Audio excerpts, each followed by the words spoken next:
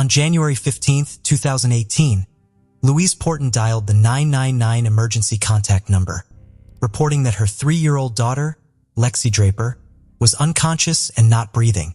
Despite the urgency of the situation, when the paramedics arrived, Louise's demeanor was unsettlingly calm. As they rushed to assist Lexi, they were met with a chilling sight. A lifeless body, her skin tinged blue and her jaw clenched tightly shut. Despite their desperate efforts, it was too late. The 3-year-old was pronounced dead at the scene, but the tragedy didn't end there.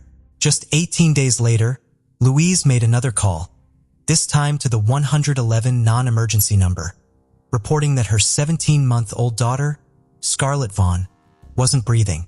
In an extreme situation like this, why did Porton call 111, which is a non-emergency number, instead of 999?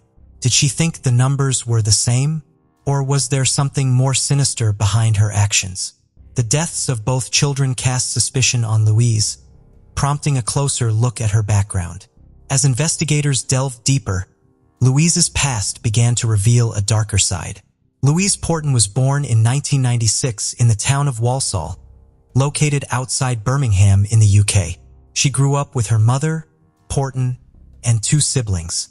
From a young age, even as a child, Louise's behavior was a challenge for her family. While her family was close-knit, Louise often stood apart, displaying manipulative and cunning tendencies. She would often lie to her parents and try to manipulate her siblings and cousins, getting them into trouble. Notably, Louise displayed violent behavior towards her siblings and cousins, threatening them physically on multiple occasions. As she grew older, Louise's relationship with her family deteriorated further, especially with her mother. Her mother's affair and departure when Louise was a teenager had deepened her animosity towards her. Despite her siblings maintaining contact with their mother, Louise had cut ties completely. During her teenage years, Louise's behavior continued to worsen. She frequently clashed with her family, neglected school, and even got into trouble with the police. It's reported that she engaged in theft and displayed selfish and cold behavior.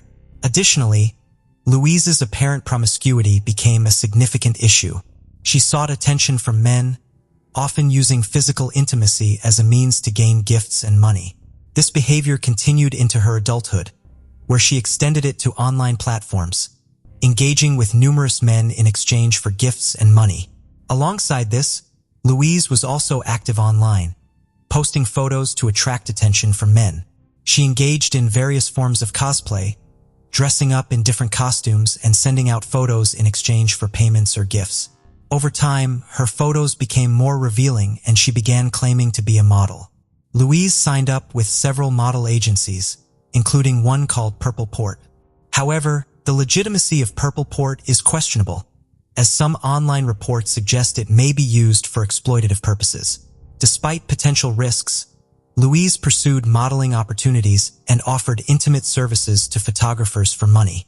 In addition to her modeling endeavors, Louise became a mother in late 2014 at the age of 18, giving birth to her first daughter, Lexi. However, she did not settle down and continued her lifestyle.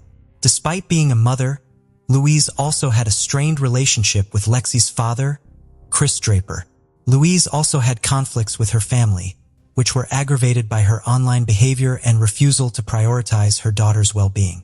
When her grandmother passed away, Louise's refusal to visit or attend the funeral led to further estrangement from her family. Despite these issues, Louise had another child, Scarlett, at the age of 20 with the same father as Lexi. As the children grew, Louise's actions became increasingly concerning. She spent hours every day on dating apps and websites seeking casual encounters and making money from these relationships. Louise would frequently leave her children with others or alone at home under the care of her landlady while she went out to meet strangers. This was to the point where the children spent more time with the landlady than with their own mother. In some cases, she even brought these men back to her home, putting her children in danger. Family members and acquaintances had grown increasingly worried about the safety and welfare of Lexi and Scarlett. They had reported Louise to social services, but no action was taken. The situation worsened as Louise began to view her children as a burden in her life, particularly when it came to her physical exploits. As Louise's life continued to spiral out of control, her relationship with her children's father, Chris Draper, remained strained. She even refused to allow him any contact with Lexi and Scarlett, going as far as giving Scarlett a different last name, Vaughn. This situation had taken a dark turn when Louise decided to move the family to Skidad Rugby, an hour away from Chris, effectively cutting him off from his children. Louise's sister Karen Porton had also tried to extend help and offer support whenever she could. However, Louise's priorities remained skewed. Many of the men she interacted with were clearly not suitable, with one even referring to her children as babies. Family members continued to express their worries to Louise, but she dismissed their concerns and even made light of the situation. Many had speculated that Louise might have given her children sedative medications to keep them unconscious while she pursued her own interests. In the following months in 2017, this negligence and abuse took a toll on Lexi and Scarlett, who were left to fend for themselves in their mother's absence. As Louise's relationship with her children deteriorated, so did her mental state. She became more aggressive and verbally abusive, lashing out at her children at the slightest provocations. On multiple occasions, she repeatedly subjected Lexi and Scarlett to physical violence, beating them to manipulate their actions and silence their cries. Social services continued to fail to intervene, leaving Louise free to continue her destructive path. As Louise continued to be consumed by her own desires and unable to cope with the responsibilities of motherhood, she had reached a grim decision and had devised a plan to rid herself of the burden her children had become. On January 2, 2018, Louise reached out to her sister, expressing worry about Lexi experiencing a fit. However, Louise only made the call after Lexi's condition had significantly worsened. This carelessness continued even after Lexi was discharged from the hospital, with Louise focusing more on her dating activities than her daughter's health. Meanwhile, Louise's Google searches showed a darker truth to the investigators. She had searched about suffocation, breathlessness in children, and how it might lead to death. And slowly, the investigators came to realize that her Google searches were not driven by genuine concern, but rather a more sinister motive.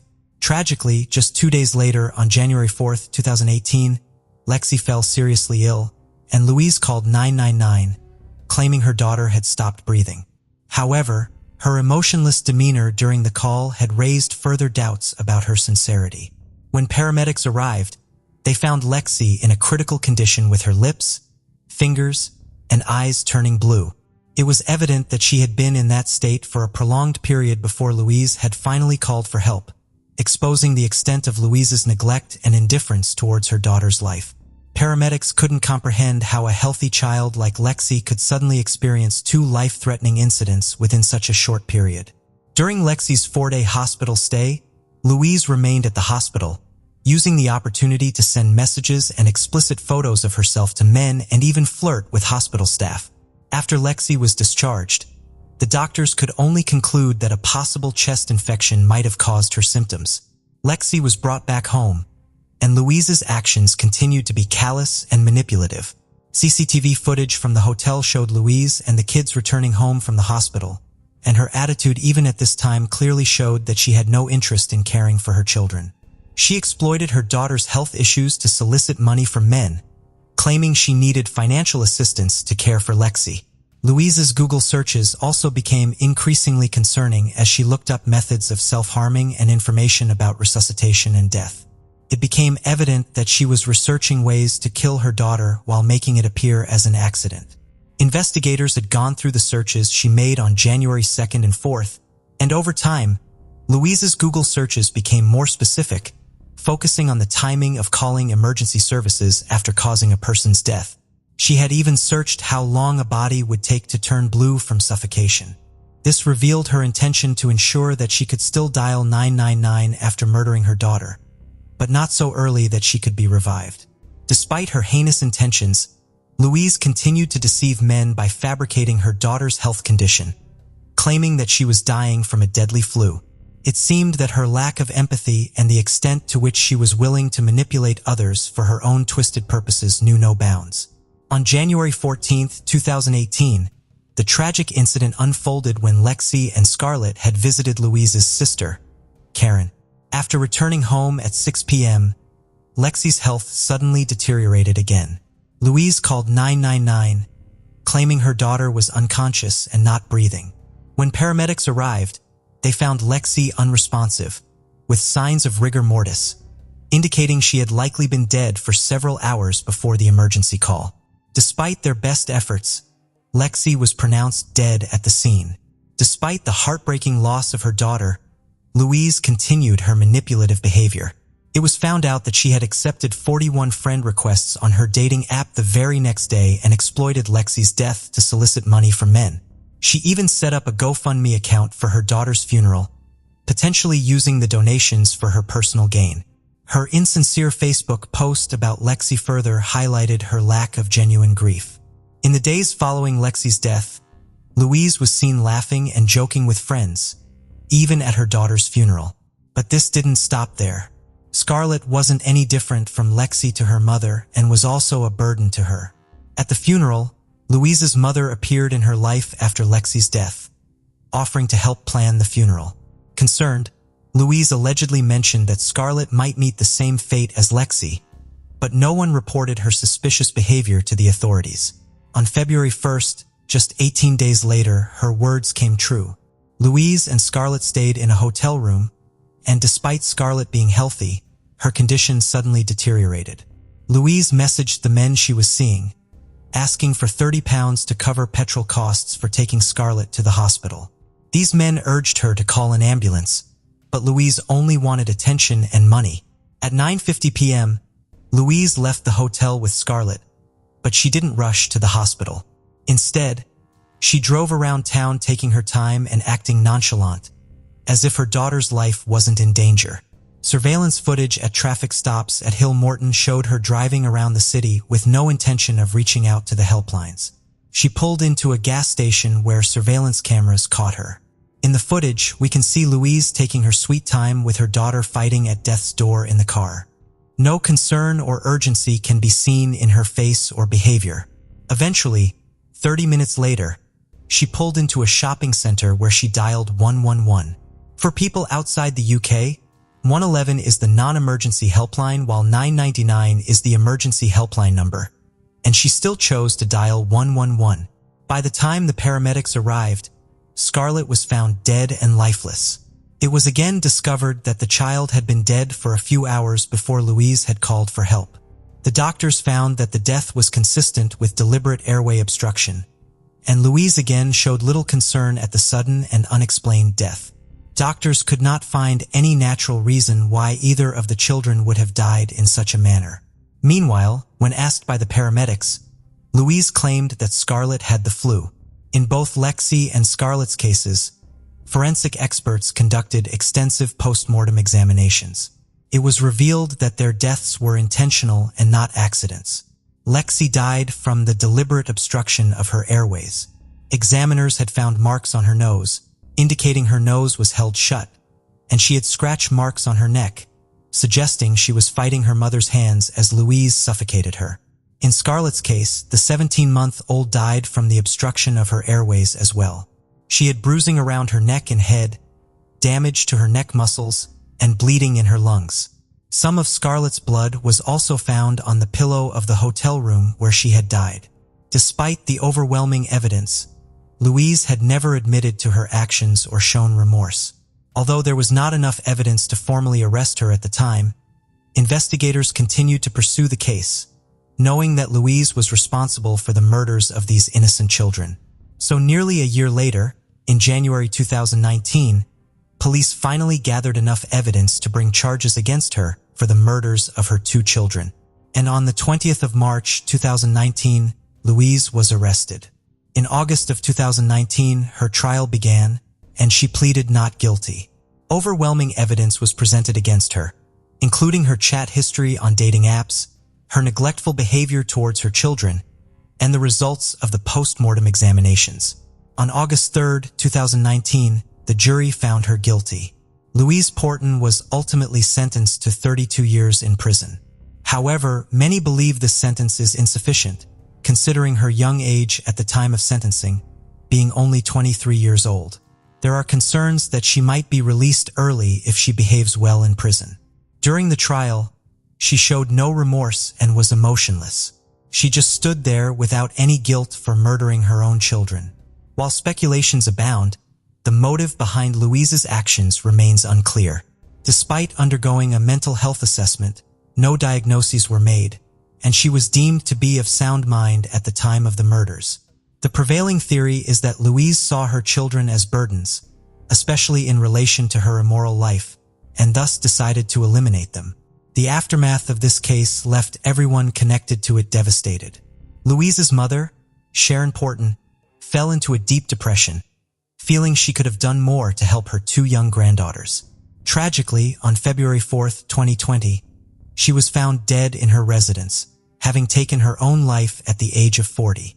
Also, the girl's father, Chris, experienced intense anguish. He expressed regret and frustration, feeling he could have done more to pursue custody when the opportunity arose.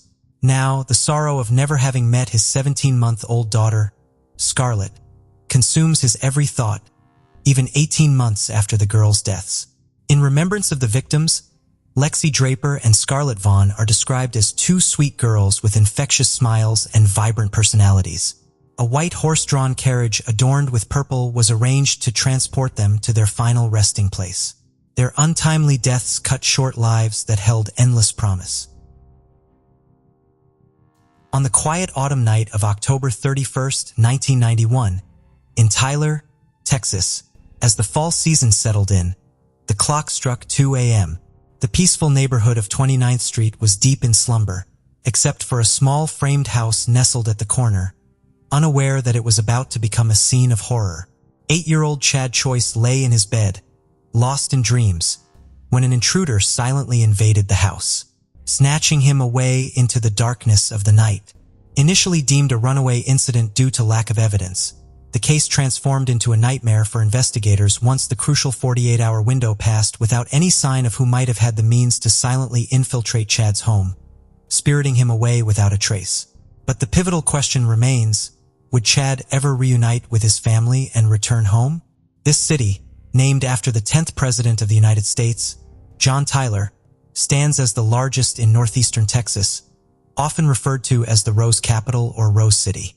Tyler earned its reputation due to its extensive history of rose production, cultivation, and processing. Each October, the city welcomes thousands of tourists. However, the October of 1991 took a dark turn as Chad Choice mysteriously vanished without a trace, casting a shadow over the usually vibrant atmosphere. Ernest Chadwick Choice, known affectionately as Chad Choice, came into the world on April 26, 1983 in Texas.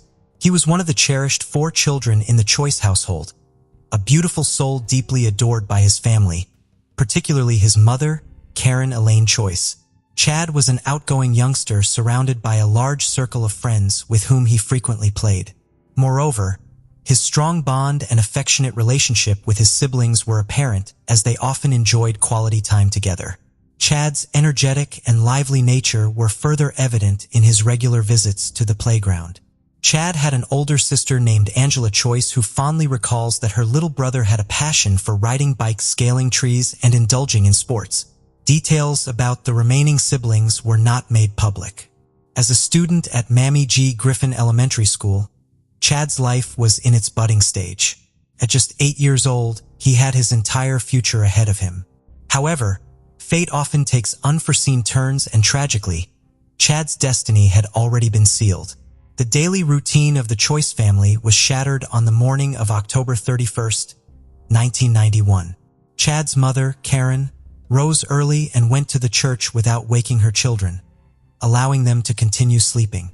However, just a few minutes into her church service, Karen received a phone call. It was my daughter, and she asked me if Chad was with me, and I said no, I left him at home. And she said, well, we've looked everywhere and we can't find him. Karen rushed back home and began scouring the neighborhood for Chad. She sought assistance from her neighbors as well. Despite their collective efforts and their thorough search, Chad seemed to have vanished without a trace. It was as though he had disappeared into thin air. Now it was the police's turn to investigate the matter. During his initial inspection, he looked for signs of a break-in, but there were no indications of forced entry. Moreover, there were no signs of struggle inside the house. Based on the initial investigation, he began to consider the possibility that Chad might have run away from home. However, Karen firmly believed that her son had been kidnapped, and as the sun set and the day turned into a chilly night, the tension escalated into fear. Adding to her fear, the crucial 48-hour window had passed without any signs of him. During the interview, Chad's older sister Angela Choice provided a crucial piece of information to the detective. Her house keys had disappeared the day before, and she distinctly recalled leaving them by the back door of their residence. This revelation raised additional questions, suggesting the possibility of a planned kidnapping or something even more disturbing. 2 days after Chad's disappearance, a ransom note was discovered at the business of Chad's uncle, Greg Sterling, prompting the investigation to swiftly shift focus to a kidnapping scenario. As the family attempted to deliver the money at the Greyhound bus station as instructed, the kidnapper failed to appear. Several days later, Chad's mother received an anonymous phone call revealing that Chad's disappearance was linked to a family member's drug debt with a man named Paco. Investigators discovered that Greg Sterling owed money to 3 Colombian drug dealers in the area, Paco Jr. and Carlos, shedding light on a possible motive of Chad's abduction. However, the case still remained elusive. On the 1-year anniversary of Chad's disappearance, his mother, Karen Choice, discovered a note fluttering on her car windshield. The note asserted that Chad was still alive and demanded $6,000 for his safe return. This development reignited the investigation, filling the Choice family with hope and prayers of seeing Chad again. However, the case suffered a setback when the kidnapper failed to make contact once more, causing the investigation to stall again. Time was not on their side. Slowly, years were passing by, and Chad Choice's disappearance gradually evolved into a cold case.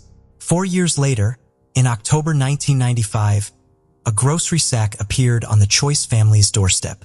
Initially, it seemed like a regular grocery sack. However, upon opening it, it revealed something that would haunt Karen Choice for the rest of her life. Inside the package was a human skull. The skull was subsequently sent to the FBI for analysis. DNA samples from Choice's family were collected to compare with the skull's DNA to confirm its identity as Chad's. Despite these efforts, the results remained inconclusive. Later, the skull was sent to a university in Texas for further examination involving the expertise of forensic anthropology. The results came back, and unfortunately, Karen's worst fears were confirmed when forensic analysis revealed that the skull indeed belonged to Chad. Investigators grappled with the ruthless nature of a person who not only commits a crime but continues to torment the victim's family for years. Despite the struggle to comprehend this, Karen all along had an unshakable feeling in her heart that she would never see Chad alive again. All she could do now was pray for justice. While Chad Choice's case grew increasingly difficult to solve, another narrative unfolded in Smith County Jail in early 1996. A man named Patrick Horn was slated to be sentenced in federal court for credit union robberies and carjacking charges. He was also charged with the murder of James Levisser, a fruit stand owner. It became evident that Horn was destined to spend the rest of his life behind bars or even face a potential death sentence. However, this man would soon become the center of Chad's murder case. It occurred when he mentioned Chad's choices named to the police during his time behind bars. While this might have been part of a deal to reduce his prison sentence, to the investigators, it marked the first significant breakthrough they had made in the case so far. Was a resident in the Choice family's neighborhood and was friends with them. During his interview regarding Chad's case, Horn informed investigators that he knew the identity of Chad's killer. As per Horn's account, Chad was murdered by 2 local drug dealers, both Colombian nationals who were known by the street names Paco and Carlos. But the case was just about to get more twisted. After Horn made the statement, he received a package in his jail cell containing a small boy's leg bone, later confirmed through analysis to be Chad's. Horn asserted to the police that Paco and Carlos had sent the package. However, detectives couldn't shake the feeling that Horn was hiding something significant about the entire story. Despite repeated questioning by the detectives, Horn consistently maintained that he had no additional information apart from Paco and Carlos being the culprits. However, on May 31st, 1996, Horn finally disclosed something more. He tells us, he says, basically, I'm a victim in this crime as well. All I did was help bury the child. I didn't have any other involvement in it. And now they're threatening me because of my knowledge of what they did. And Horn then revealed the precise location where Chad was buried. Shortly afterward, he was escorted by the police to 401 Summerside in Tyler, which was Horn's own backyard. At 4 p.m. that same day, the detectives began digging and discovered Chad's skeletal remains along with 38 caliber shell casings. This moment marked a sudden turn in the investigation, with all suspicions now pointed directly at Patrick Horn. Without delay, in June 1996, the investigators hurried to Athens, a city in Texas. In a jail cell there, a man sat who was anticipated to be a crucial piece of the puzzle, important in solving the case once and for all. This man was none other than Patrick Horn's brother, Keaton Horn, who was facing charges of probation violation. The detective's suspicions were completely on point this time.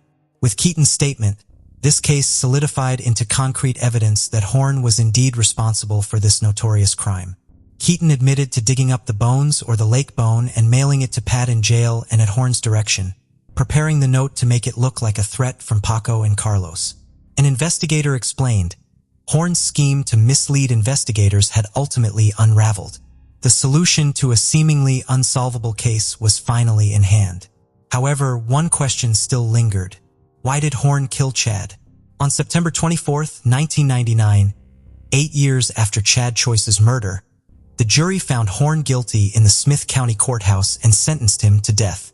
However, even at the end of his chapter, Horn wouldn't cease tormenting the Choice household. Horn adamantly refused to sign the waiver allowing Chad's remains to be released to his family for a proper burial. Legally, he was required to agree to the release since the remains were evidence in his case. However, he insisted on retaining control over the fate of the 8-year-old Chad's remains. Horn did initially sign a waiver indicating his agreement to the release of Chad's Choice's remains. However, the document was somehow lost between his attorney's office and the judge's office. At first deemed a mere formality, District Judge Diane DeVasto announced in a December 1999 hearing that she would order the release of 30 exhibits, including Chad's skull and other bones to his family for burial, contingent upon Horn signing another waiver. Horn's appellate lawyer, Tommy Wilkinson of Greenville, sent the document to Horn via Federal Express, anticipating its return with the signature within a day. However, a month passed without any response from Horn. He did not reply to several letters from his attorney and ignored messages sent to him through officials at the Atlanta Federal Prison. Assistant District Attorney Ed Marty stated that if the remains were granted without the waiver, they might have to be exhumed sometime in the future. It remains uncertain when Horn eventually signed the waiver and if he did, when he signed it. Furthermore, Horn was 17 years old when he committed the murder of Chad. According to a ruling by the United States Supreme Court, anyone under the age of 18 cannot be executed. As a result, his sentence was commuted to life in prison. While this might not have been the exact form of justice Karen Choice desired, she could finally find solace in knowing that Patrick Horn would never walk free.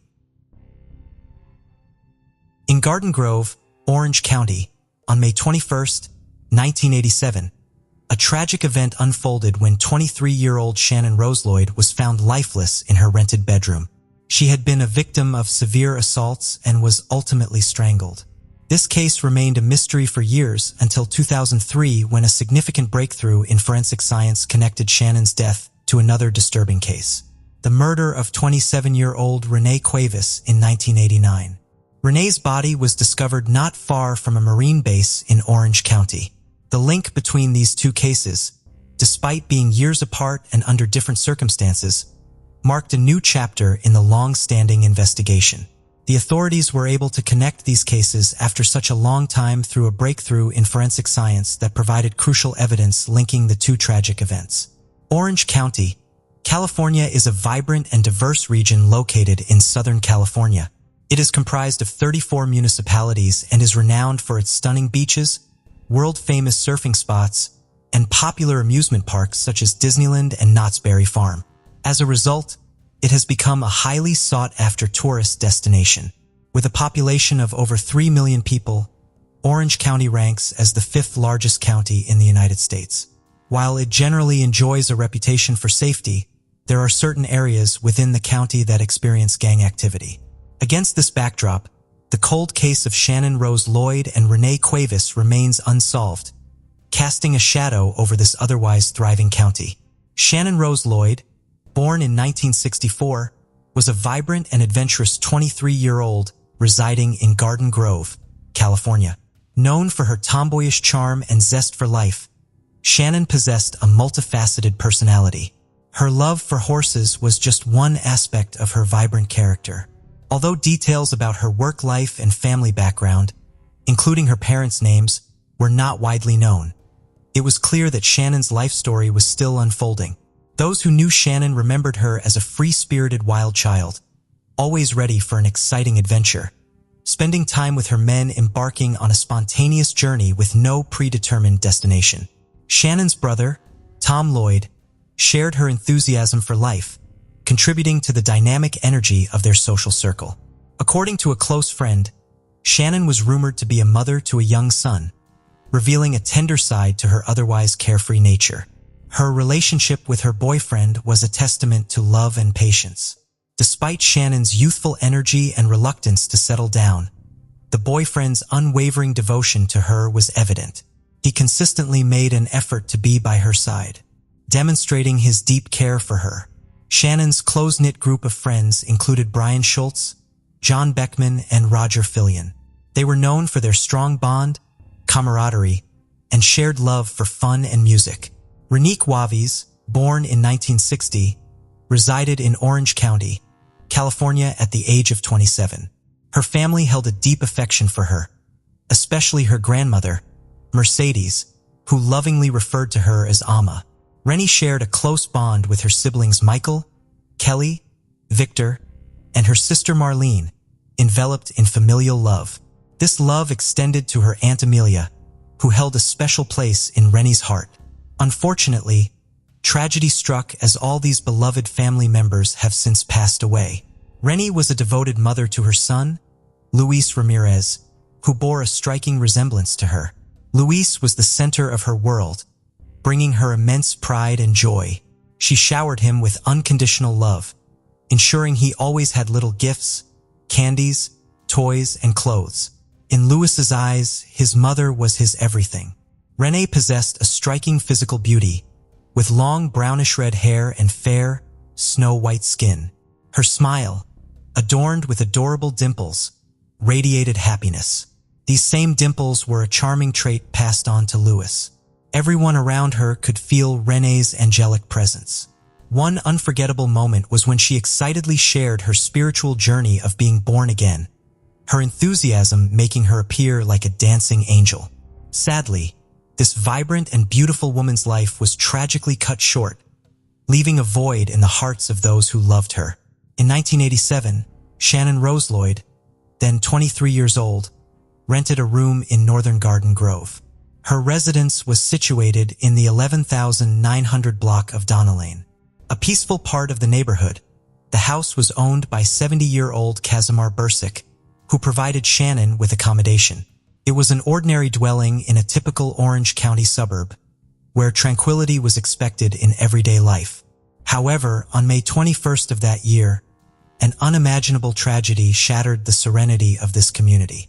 Kazimar Bursic, Shannon's landlord, made a horrifying discovery.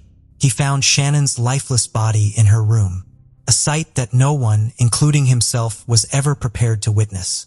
Casimir, overwhelmed with shock and a sense of urgency, hurriedly made his way to a neighbor's house, desperately seeking assistance. His primary objective was to immediately contact the authorities and report the horrifying scene he had stumbled upon. The police were promptly summoned to the location, initiating a lengthy and intricate investigation into the untimely demise of Sean.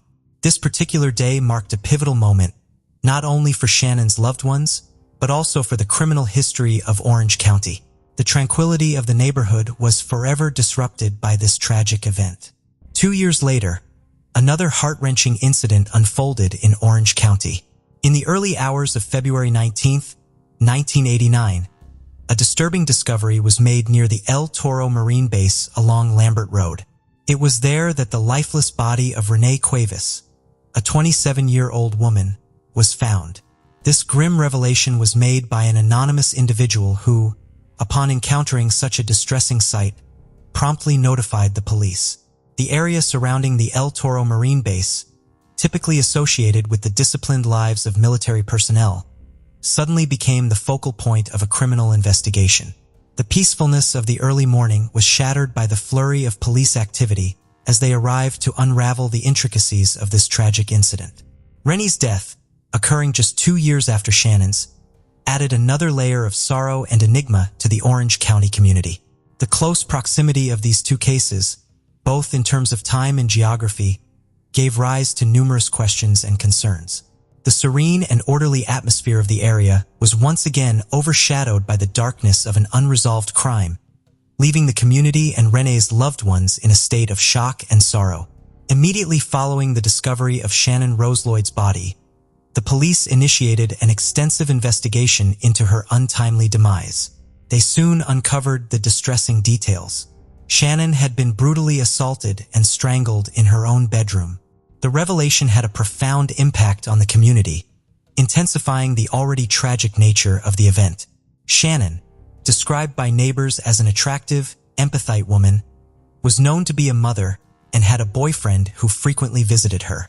However, there were occasional sightings of questionable individuals at her residence, adding complexity to the case and expanding the potential pool of people who may have been involved or had knowledge of her final moments.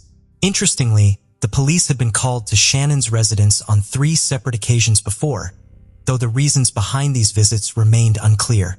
Furthermore, neighbors reported a high incidence of burglaries in the area during that time. Surprisingly, there was no evidence of forced entry into Shannon's house, and no belongings seemed to be missing. This lack of disturbance at the crime scene suggested that the perpetrator may have been familiar with Shannon or her home.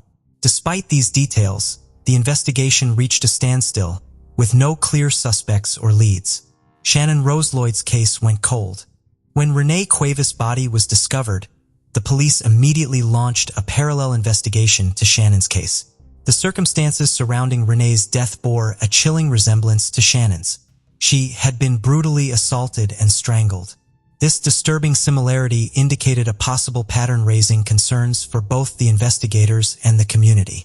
However, the investigation into Renee's death faced significant challenges. Like Shannon's case, there were no obvious leads or suspects to pursue. The lack of evidence and witnesses left the police with limited avenues for exploration. As a result, it became increasingly difficult to reconstruct the events leading up to Renee's tragic demise. Over time, the investigation lost momentum.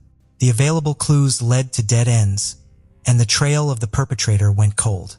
In a surprising turn of events, a significant breakthrough occurred in 2003 for the cold cases of Shannon Rose-Lloyd and Renee Cuevas. Law enforcement's persistence led to the reopening of Shannon's case nearly 2 decades after her death. With advancements in forensic technology, the DNA evidence from the crime scene was entered into CODIS, the Combined DNA Index System.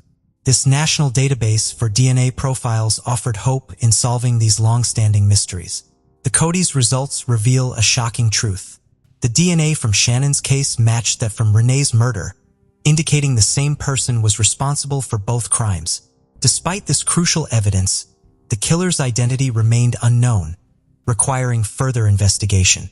The breakthrough finally came in 2021, when the DNA evidence from both cases underwent forensic genetic genealogy. This innovative method, combining DNA analysis with genealogical research, marked a new phase in the investigation. Through this detailed process, a potential suspect was identified. Reuben J. Smith, the perpetrator in the cases of Shannon Rose-Lloyd and Renee Cuevas, was born on December 11, 1959, in Michigan. Despite his connections to the community in the 1980s, much of Smith's background, including his childhood education, and personal life remained a mystery. Even the identities of his parents were unknown, leaving gaps in his early years. In the 1990s, Smith relocated to Las Vegas, Nevada. Following the relocation to Las Vegas, Nevada, Reuben J.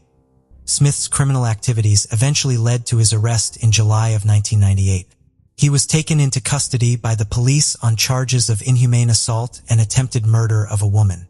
This arrest marked a pivotal moment as it brought Smith's actions under legal scrutiny. Despite the dismissal of the charges against him, Smith tragically took his own life in November of 1999 using a firearm in Las Vegas. This sudden end to his life left many questions unanswered. However, through DNA evidence obtained from Smith's previous arrest, a crucial link was established. The DNA profile from Smith matched the male DNA found at the crime scenes of Shannon Lloyd and Renee Cuevas, revealing the truth. Reuben J. Smith was the perpetrator behind the murders of both women. The confirmation of Smith's involvement in these crimes brought closure to the long-standing mystery surrounding their deaths. The resolution of the cold cases of Shannon Rose Lloyd and Renee Cuevas provided a deep sense of closure to their families, who had endured years of unanswered questions and unresolved grief. Yellen DeLue, Rennie's cousin, came forward to express sincere gratitude towards the police and all those involved in the investigation. Additionally, Garden Grove Police Chief Amir El Farah issued a statement. As we conclude the investigation into the unsolved cases of Shannon Rose Lloyd and Rennie Cuevas, two significant inquiries arise. Is there any possibility of a different approach that could have expedited the resolution of these cases? And what valuable insights can we extract from their narratives to assist forthcoming investigations? On February 11, 2010, a truck driver was driving through the Greensburg, Pennsylvania area. Even though the empty streets on that chilly morning were perfect for a fast delivery, his eyes caught the attention of something unusual. Stopping by the Greensburg Salem Middle School, the driver noticed a suspiciously tipped over trash can. While it would have been easier to just mind his business and drive past, curiosity got the better of the man, and he stumbled upon something terrifying. Inside the trash can was a badly mangled and bloody corpse of a woman. While he couldn't make sense of what he was seeing, he immediately dialed 911, and the police rushed to the scene to inspect the remains of what seemed like a nightmarish act. On their arrival, the cops saw the body haphazardly stuffed into the dumpster with several knife stab wounds. Besides, they shockingly discovered that the woman had several bruises on her, indicating she was badly beaten by her attacker before they had killed her. The corpse also looked mysteriously out of place in a dumpster outside a middle school, suggesting that it was not the site of the murder, but the site of disposal. While searching the battered body of the woman, the police found a note in the back pocket of her pants. The condition of the body completely betrayed the contents of the note, and the only shred of truth it carried was the name of the unfortunate victim, Jennifer. What really happened to this woman? How horrifying were her final moments before she ended up getting killed in such a terrible manner? A little more scrutiny enabled the cops to track down the parents of the now deceased Jennifer Daughtry, who were then called in to identify her body. The parents, Richard and Denise Daughtry, were shocked out of their wits on seeing that their sweet daughter was taken away from them in such a vicious manner. They informed the police that Jennifer was 30 years old. However, her intellectual and psychological challenges had limited her mental age to that of a 12 to 14-year-old girl. Born on November 8, 1979 in Latrobe of Westmoreland County, Pennsylvania, Jennifer was a bright soul who had a very warm and welcoming vibe. While she got bullied by several kids in her school days because of her mental challenges, her personality allowed her to befriend several likable companions. On that fateful day, while talking to Jennifer's parents, the cops surprisingly came to learn that she was a resident of Mount Pleasant. This made them question what she was doing in Greensburg and who really took her life. The Daughtries told the police that their girl regularly visited Greensburg for her medical appointments. She was also taking life skill lessons at the West Place Clubhouse in Greensburg, which also involved getting trained to become a mechanic. This time, however, she had arrived in the city to meet a new group of friends for a sleepover. Jennifer had met this group of 6 people via Angela Marinucci, whom she bumped into while taking her lessons at the West Place clubhouse. Both girls hit it off very well, and Angela introduced Jennifer to her friends, Ricky Smyrns, Melvin Knight, Amber Menninger, Robert Masters, and Peggy Miller. While Jennifer had been battling with mental challenges, surprisingly, she wasn't alone anymore. Everyone in the new gang of friends had their own cognitive challenges, and so they stuck close to each other. Many of them had developed these issues because of bad childhoods, trampled with negative experiences. Such relatable issues helped Jennifer to quickly bond with the group and be happy in the company of others like her, who were also trying to live despite their psychological struggles. Jennifer's parents showed complete trust in this new group of friends, since they had observed that their daughter was very happy with them. Before going out on February 10, 2010, Jennifer had left a note for her mother, saying that she would be back home after the sleepover by the next day afternoon. In fact, she even mentioned the contact details of all 6 friends to reach out to in case of any unforeseen emergencies. Sadly, these words turned out to be her last bits of communication with her parents and the first lead in the investigation of her murder. According to the doctor, something must have happened after the time Jennifer got off the bus so as to reach the house where the fun getaway was planned. The police decided to meet this group in good faith and ask if they knew anything about this gruesome murder. But little did they know that they would discover something completely sinister and unbelievable. From the outside, the house where Jennifer was supposed to meet her friends seemed rather dull and ordinary. It still had some lights on its exterior, suggesting that the Christmas decorations hadn't been taken off. But when the cops walked in through the door, they discovered that the house, which adorned a semi-festive look, was plagued with a stench of gore and blood. The house occupied by Jennifer's friends turned out to be the crime scene where she was badly beaten and killed, with almost every corner of the house reeking of the grim nature of the incident. The cops apprehended all 6 in the group, who didn't try very hard to deny what had happened in the face of all the glaring evidence in the house.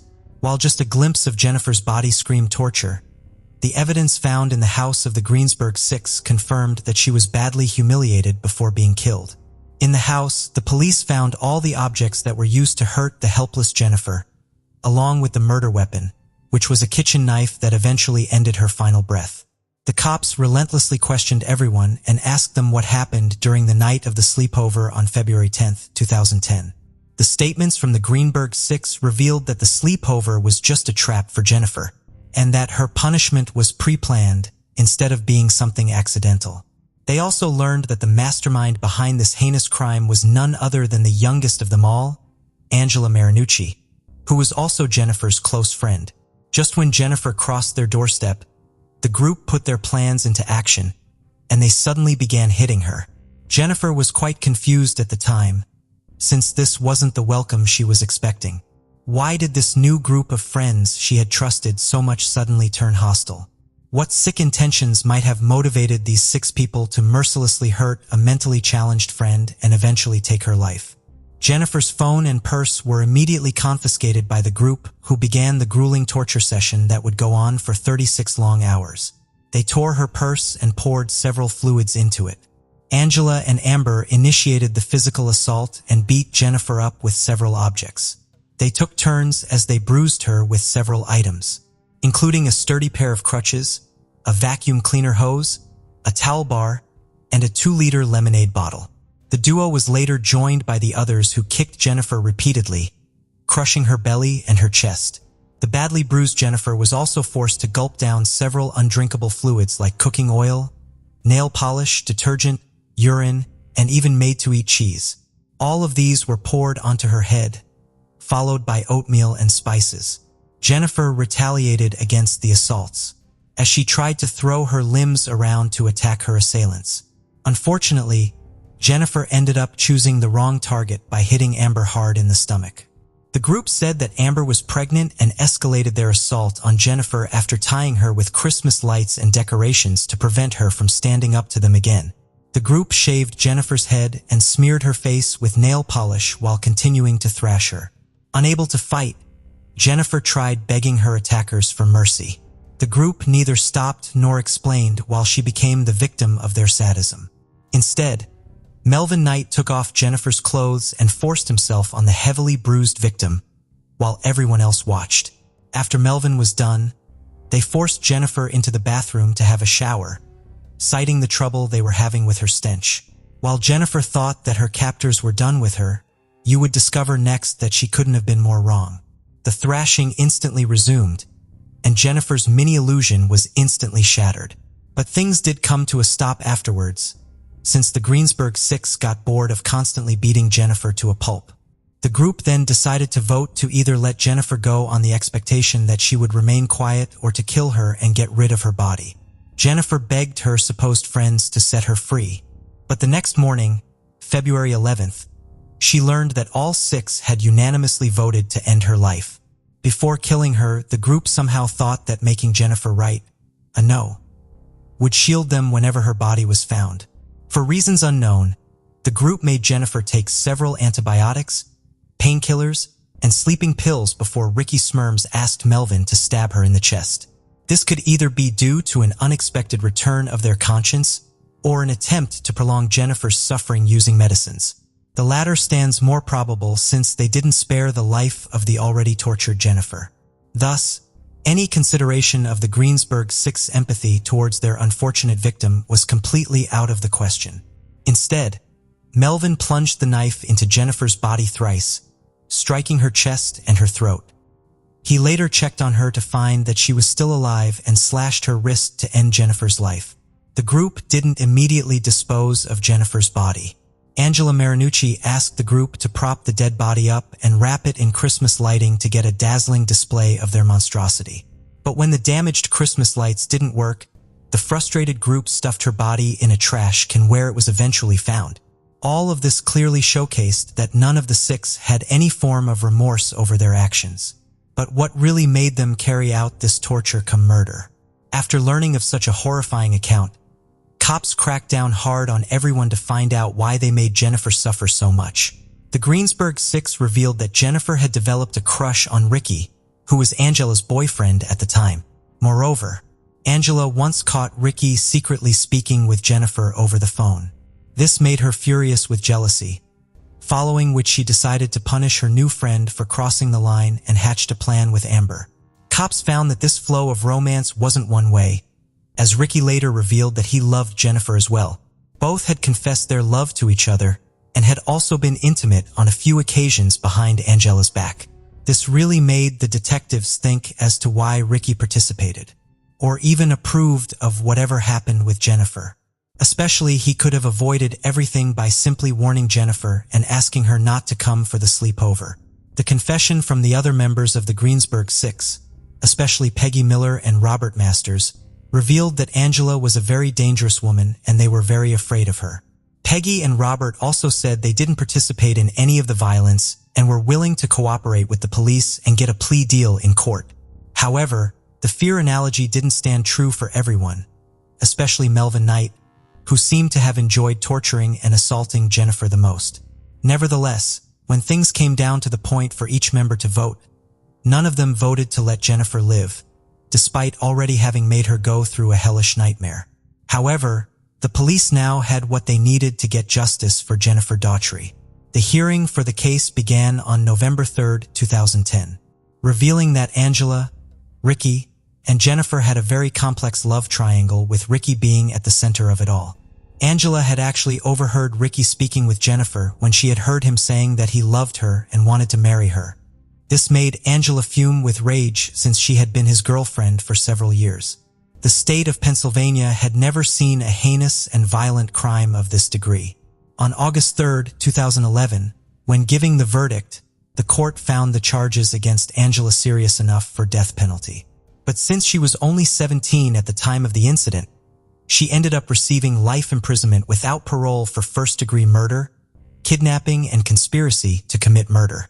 Due to certain unrelated developments, her sentence saw some revisions, with the final order coming in May 2022. Angela is now undergoing her sentence and would be eligible for parole only in 2070. Ricky Smirns and Melvin Knight, however, received the death penalty. On February 28, 2013 and April 12, 2012, respectively. Knight later challenged his sentence in September 2014, stating that the jury was prejudiced towards him. but the Supreme Court of Pennsylvania upheld his sentence twice. Speaking about her judgment on Knight, Pennsylvania Supreme Court's Chief Justice, Todd, said that the jury was not biased in its judgment to give the death penalty to Melvin Knight. She instead noted that the decision was made after a thorough examination of a large pool of evidence which proved Knight and the rest of the Greensburg Six, having subjected Jennifer, a mentally challenged woman, to several forms of assault and torture, eventually killing her. Amber Menninger pled guilty to third-degree murder, conspiracy, and kidnapping, though she had initially tried to get some relief citing her pregnancy. Once she found out she could be facing the death penalty, she chose to cooperate as a witness and received a sentence of 40 to 80 years in prison on December 4, 2013. Prior to the trial, Peggy Miller and Robert Masters had already agreed to testify as witnesses. During the trial, Robert revealed that he had almost helped Jennifer in escaping and also returned her clothes while Melvin and Ricky were outside the house. But they returned before Jennifer could flee from the place. The court, however, noted that neither Peggy nor Roberts chose to inform the police of what happened, and only came forward as witnesses to get plea deals. Although they didn't participate in any of the violence, they did help in keeping Jennifer hostage and also voted to kill her.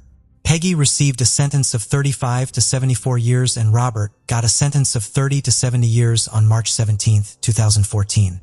The accounts of Peggy and Roberts also ushered in the need for a law in Pennsylvania to charge anybody witnessing a violent crime and withholding the information from the police with third-degree murder. This law was proposed by Senator Kim Ward in 2012, and he tabled the proposal as Jennifer's Law. Speaking at the trial of the murderers of her sister, Joy Buckholder said, "Jennifer was exploited. Her kindness and her handicap made her very vulnerable. She did not have a single mean bone in her body."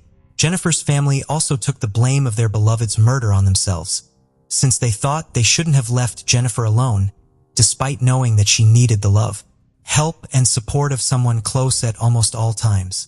The horrifying and gruesome end of Jennifer Daughtry really shook one and all concerned from within.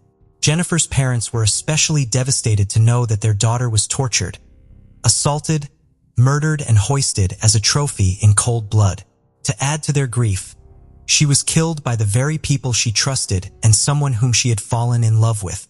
The Daughtries had been thinking of getting Jennifer a place of her own in Greensburg, where she could live more independently with a network of her reliable friends by her side. While the sleepover was a litmus test for such hopes of independence and companionship, the end result turned bloody red. The murder of Jennifer Daughtry is still noted as one of the most horrifying true crime stories out there. Notably, evidence draws a loose correlation between killers and the mental issues they face. But do you think that the Greensburg Six did what they did because of their mental challenges? Or were they capable of this cold-blooded, torture-cum-murder all along? On Saturday, May 4th, 2019, the day started like any other for Iman Nasser, a 17-year-old from Manchester, England. Recently becoming a new mother, she was still adjusting to this exciting phase of her life. However, the day took an unexpected turn when her ex-boyfriend and the father of her baby, 17-year-old Rhett Kardashaw, called to inform her that he was coming to visit. Despite their breakup and Rhett's involvement with a new girl named Sarah Muhammad, arrival of their baby had brought them closer again.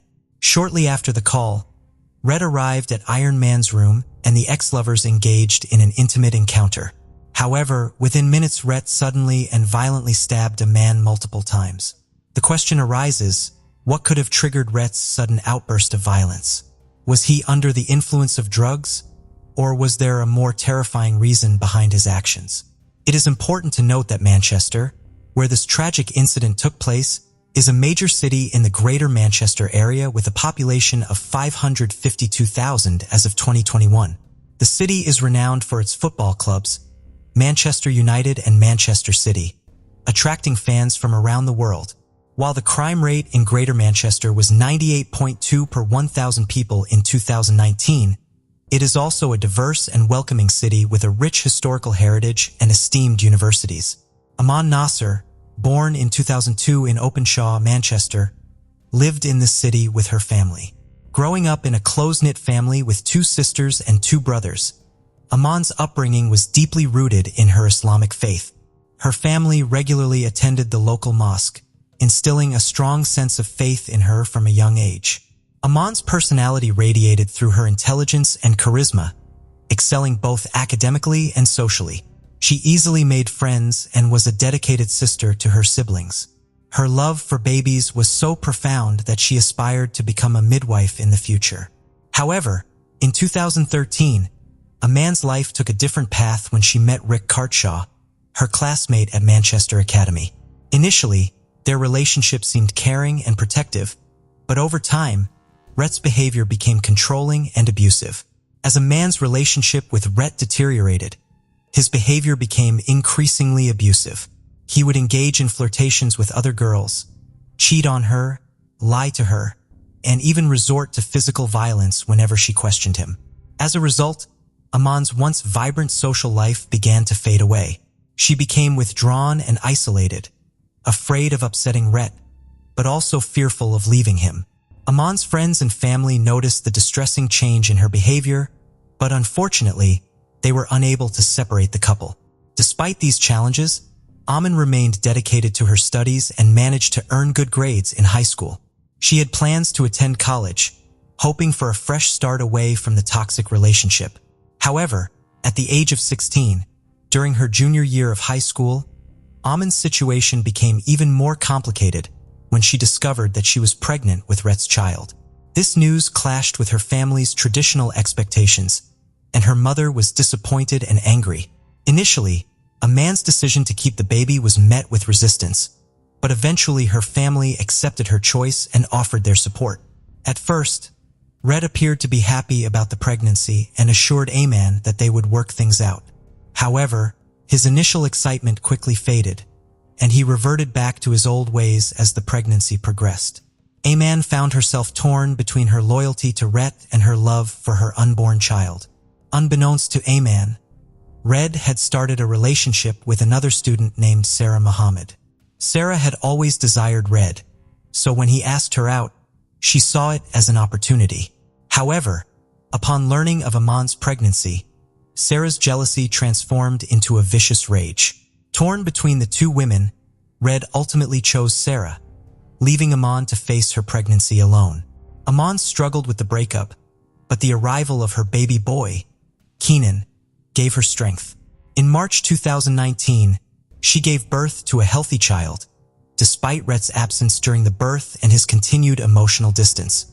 However, the presence of their child only fueled Sarah's rage and jealousy. She found it unbearable that Rhett still had a connection through their baby, and her resentment reached toxic new heights. Meanwhile, Aman was completely engrossed in taking care of her baby, oblivious to the ominous presence lurking in the shadows. Despite no longer being in a romantic relationship, Aman and Rhett managed to maintain a friendship and frequently cross paths. However, when Sarah discovered their continued connection, she was filled with anger and promptly ended her relationship with Rhett. Unwilling to let go, Rhett was determined to salvage their bond and arrange a lunch meeting with Sarah on Friday, May 3, 2019, hoping to convince her to stay with him.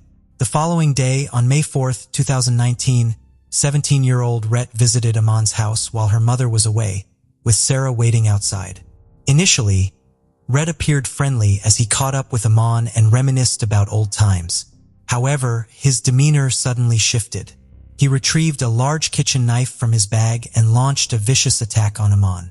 A struggle ensued, but Aman summoned her strength and managed to push him away, fleeing into the garden. Rhett relentlessly pursued her, continuing the assault by brazenly stabbing her in the face, neck, armpit, and back 3 times. As Aman lay bleeding and fighting for her life, Rhett fled the scene and rendered vows with Sarah. The two embraced, engaged in conversation, and swiftly returned to Sarah's residence.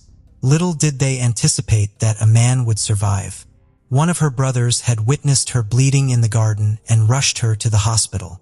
Rhett's escape was short-lived as the police apprehended him at a bus stop, clutching 2 bags containing blood-stained clothing and a bloody knife. Now in custody, Rhett faced intense questioning from the authorities. Through his responses and their subsequent investigation, the police pieced together the sequence of events. The tragic incident was set in motion during Rhett and Sarah's lunch meeting on Friday, May 3, 2019. Sarah's fury over Rhett's continued involvement with Iman led her to demand the ultimate proof of his love and commitment, the murder of Iman. She wanted him to go to great lengths to win back her affection. Rhett's phone records indicated that following the meeting, he had conducted online searches regarding asphyxiation and the potential penalties for murder. The investigation uncovered that Sarah had persistently pressured Rhett, bombarding him with numerous text messages instructing him to document his actions and share the footage as proof. Fortunately for Iman, Rhett's attempts at executing the plan have failed and her family promptly rushed her to the hospital. Iman underwent multiple surgeries and remained hospitalized for a duration of 4 days, as she had sustained severe injuries from a total of 15 stab wounds. The doctors confirmed that considering the severity of the assault, she was incredibly fortunate to have survived. During the police interrogation, Iman recounted that Rhett had posed disturbing questions during his visit on that fateful day. He inquired whether she would be willing to end her own life for him, if he should end hers, and how he should go about it. Rhett confessed to Iman that he was being coerced into terminating her life, claiming that failure to comply could result in harm to this family. He even requested her assistance in faking a strangulation, suggesting that she apply makeup to her neck to simulate the appearance of a choke mark, which he intended to photograph. Reluctantly, Iman agreed and proceeded to apply the makeup, closing her eyes as he captured the staged image. However, upon opening her eyes, she was met with a horrifying sight. Rhett holding a large kitchen knife. Filled with fear, Iman attempted to dial the emergency services, but he forcefully prevented her from doing so. Fearing for her life, she implored him to leave. A struggle ensued, and summoning her strength, Iman managed to escape from the room and flee into the garden. It was there that Rhett ultimately attacked her with the knife, inflicting over 15 stab wounds to her head, neck, and back. Following the savage assault, Rhett swiftly fled the scene, having prepared a change of clothes and sneakers to discard the blood-stained attire he had worn during the attack, highlighting the extent of his premeditation. He was apprehended. The items he had in his possession included a kitchen knife, a green sports bag, and clothing and sneakers stained with blood. Additionally, there was an open pack of wipes, some of which had been used, presumably for cleaning the knife. Shortly after 17-year-old Sarah Muhammad was arrested, her phone was seized, revealing messages urging Rhett to be cautious about leaving behind any DNA evidence as it could lead to imprisonment. Furthermore, the messages requested that he record the attacks so that she could view it before deleting the evidence and disposing of the phone. The detectives also discovered that while Sarah was waiting outside Iman's house, she bombarded Rhett with over 50 texts, actively encouraging his actions. Among these messages, one stood out, stating, "Why are you taking so long? Hurry up and do it." What followed were a series of chilling messages that exposed the dark side of Rhett and Sarah's relationship. In response to Sarah, Rhett wrote, "I did it to prove I love you. There was no other way to keep you." Sarah replied, "I know there wasn't. I'm going to protect you at all costs." Shockingly, she even offered to assist him in obtaining a new identity, assuring him, "I would have done the same for you."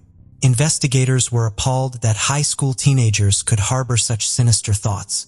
Rhett Carty Shaw was charged with attempted murder and possession of a dangerous weapon, while his girlfriend, Sarah Muhammad, was charged with intentionally encouraging and assisting in the commission of murder. Initially, Rhett was also charged with assault based on the hospital's examination of Iman, but this charge was dropped when Iman confirmed that it was consensual. Prior to the trial, Sarah Muhammad changed her name to Cairo Mori Akihiro. The trial took place in December 2019 at Manchester Crown Court, where a courageous Amin Nasser confronted her attackers as she provided her testimony recounting how the incident unfolded. On that fateful day, Amin received a phone call from Rhett informing her that he was en route to her residence. At that moment, she was sound asleep inside the house while her sisters were busy preparing food in the kitchen. Meanwhile, her mother had stepped out with her newborn baby. When Rhett arrived at her doorstep, he carried a green plastic bag and wore black gloves. Inside the bag, there lay a black Adidas hoodie and matching trousers. Rhett claimed that his intention was to donate these clothes to charity, but a man expressed her desire to examine them, which sparked an argument between them.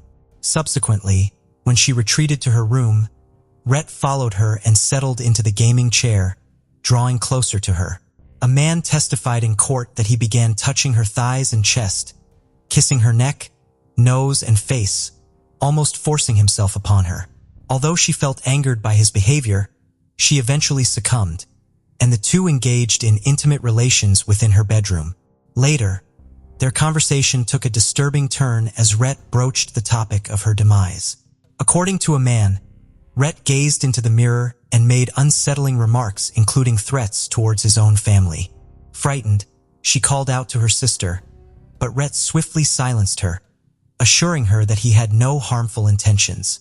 Suddenly, the tone of their conversation shifted once Morris's phone incessantly beat with a barrage of text messages. He emphasized the seriousness of his threats. In response, a man threatened to contact someone unless he revealed the contents of the messages. However, Rhett attempted to conceal the messages from her as he perused them. These messages, sent by Kira Mori, also known as Sarah, were the final catalyst.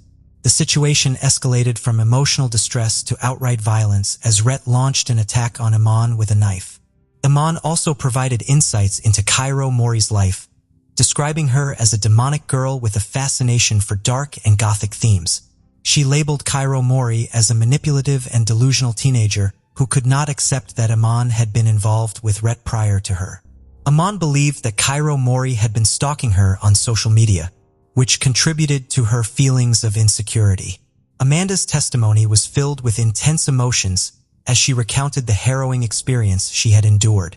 She described how her life had been completely transformed, struggling to find a sense of safety and even sleep at night. The daunting task of rebuilding her life now forced her to become a stay-at-home parent, solely responsible for caring for her child. Shockingly, Amand did not receive any form of apology from the perpetrators, which deeply affected her. She expressed her frustration, highlighting that no one had considered the fact that her son was only 2 months old at the time, and she had recently undergone a C-section at 35 weeks. Despite her powerful testimony, Kira Mori, also known as Sarah, disagreed with the court's account of the events. She maintained her innocence, claiming that she believed Rhett was planning to end his relationship with a man. Kira Mori explained her messages as an attempt to have their breakup recorded on his phone as evidence of their separation. However, her explanation failed to sway anyone. Throughout the court proceedings, Kira Mori was observed smiling and even laughing, displaying a complete lack of remorse. Both Rhett and Kira Mori, who were 17 years old at the time of the trial, were ultimately found guilty of all charges. During the sentencing, Judge Alan Conrad Keefe C. highlighted the disturbingly narcissistic behaviors exhibited by Rhett and Kira Mori, expressing disappointment in Kira Mori's actions. The judge emphasized that the victim was an innocent girl whom Kira Mori had never even met and who had caused her no harm. Even the defense team expressed profound sadness over the tragic nature of the case, underscoring how the incomprehensible actions of these two teenagers had irreversibly damaged their own futures. Initially, the media was prohibited from disclosing their names due to their age. However, following their conviction and in response to requests from the press, Judge Alan Conrad Keefe C. ordered that their identities be made public. Aman Nasser also chose to waive her anonymity rights, as she believed it was crucial for her story to be shared. On Friday, December 20th, 2019, Rhett Carty Shaw was sentenced to 16 years in prison for attempted murder and possession of an offensive weapon. Kira Mori Akihiro, previously known as Sarah Muhammad, has been sentenced to 16 years in prison for her involvement in encouraging and assisting a person to commit murder. Following the conviction of the teenagers, Detective Inspector Jennifer Tattersall from Greater Manchester Police commended Iman's bravery and determination. She acknowledged the significant impact the traumatic event had had on the young woman who was left in a serious condition and praised her for coming forward to assist the police during the investigation. Aman Nasser expressed her satisfaction with the outcome of the trial, stating that she achieved the results she desired. She also expressed gratitude towards the police for their assistance and support, and voiced her hope for a brighter future. Despite justice being served, Amand faces numerous challenges ahead. The incident has profoundly affected her perspective on life, leaving her in constant fear of potential harm. She disclosed that her family had relocated from Openshaw due to the traumatic incident and her deteriorating mental health. Amand now struggles to trust others and relies on medication to cope with the lingering effects of her ordeal. Although Amand's journey to recovery will be difficult, she remains determined to rebuild her life for the sake of her child. Her experience with a seemingly loving partner who turned violent serves as a reminder of the importance of vigilance and recognizing warning signs in relationships. As for the adequacy of the sentence given to Rhett and Cairo Mori, it is a matter open to interpretation and discussion.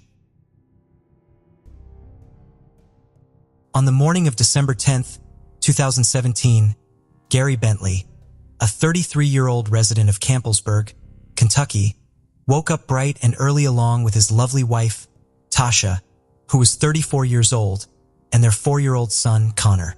Despite being married for 5 blissful years, Tasha had recently lost her job, which had left her feeling sad and miserable.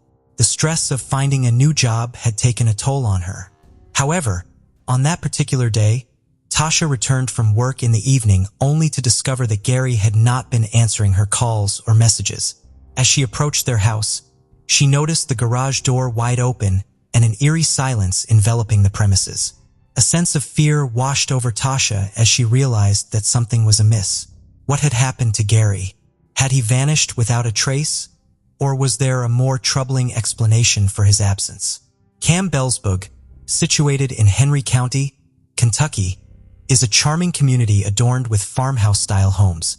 Despite its tranquil ambience, it is conveniently located just 40 miles away from the bustling city of Louisville, offering its residents easy access to urban amenities.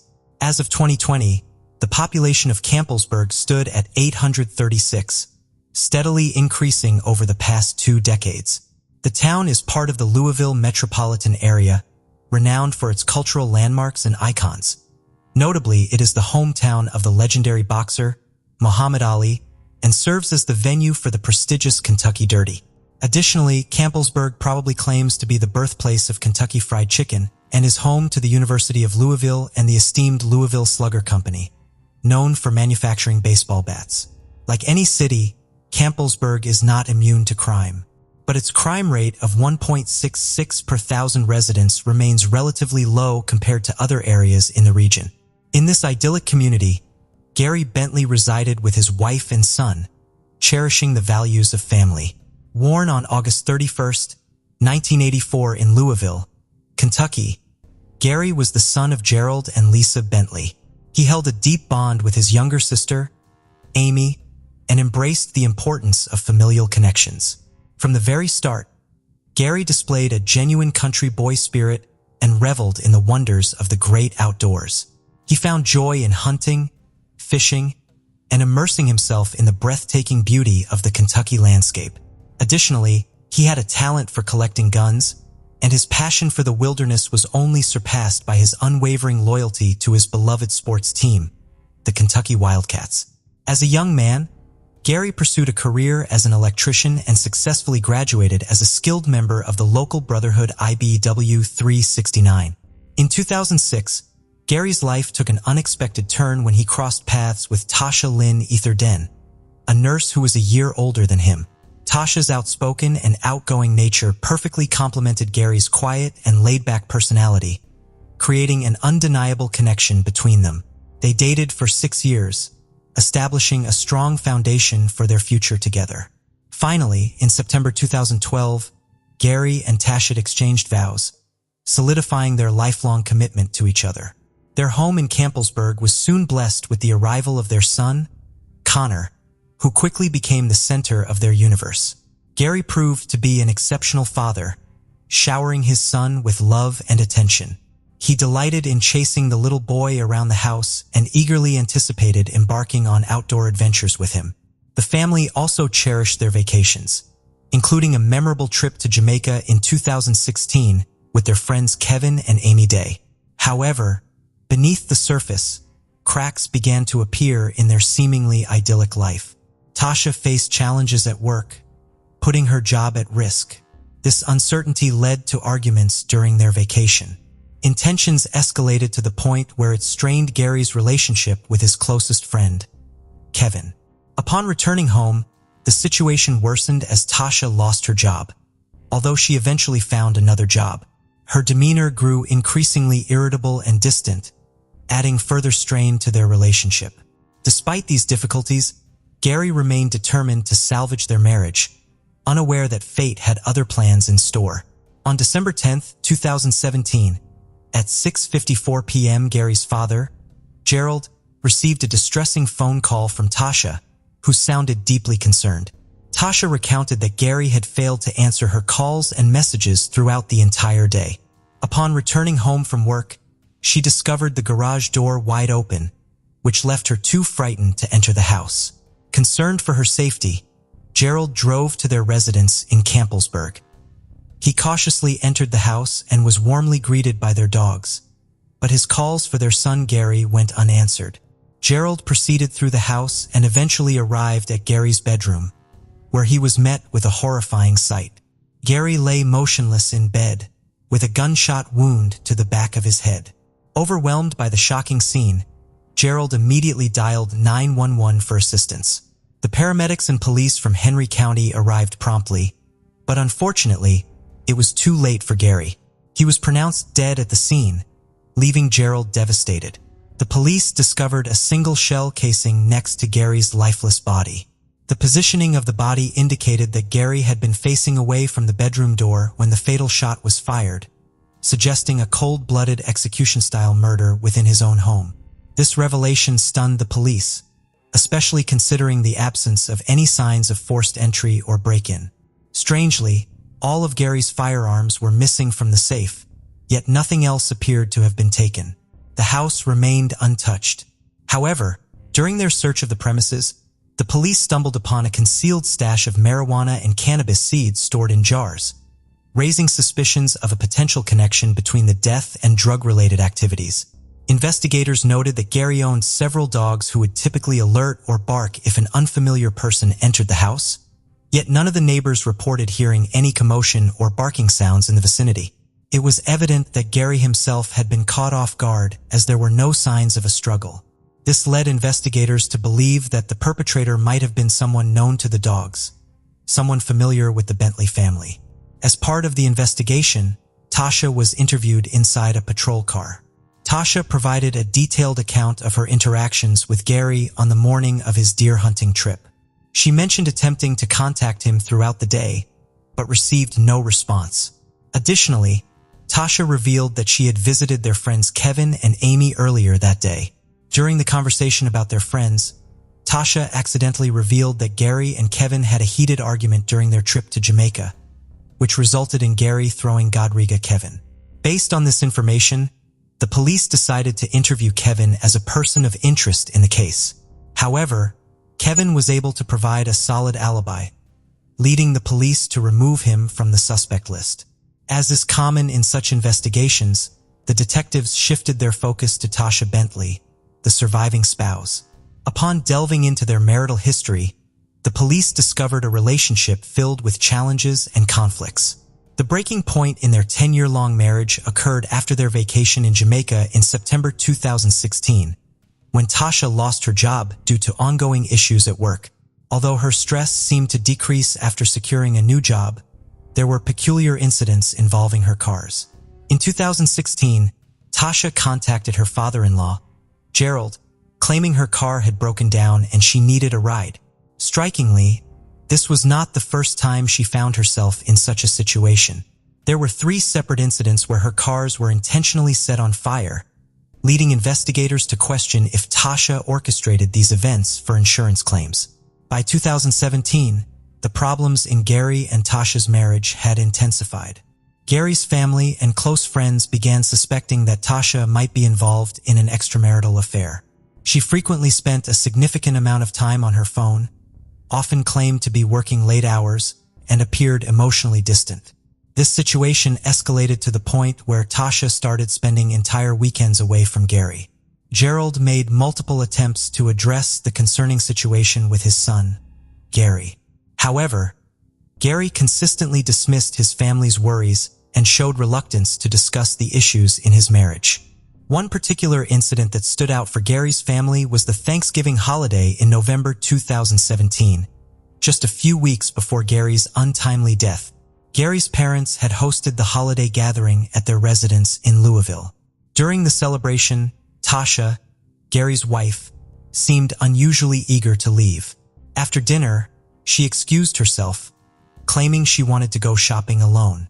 However, she returned in the early hours of Black Friday without making any purchases. The following week, Tasha expressed her concerns to Lisa Bentley, her mother-in-law. She expressed her reluctance to attend the funeral, which immediately raised red flags for Amy.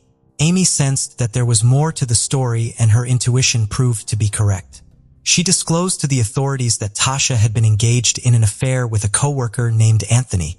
The situation had become so serious that Tasha had been planning to leave Gary and move in with Anthony in January 2018. Additionally, the police discovered that both Tasha and Gary had been researching life insurance policies. While Gary had reservations about the idea, Tasha had been advocating for a substantial $1 million policy.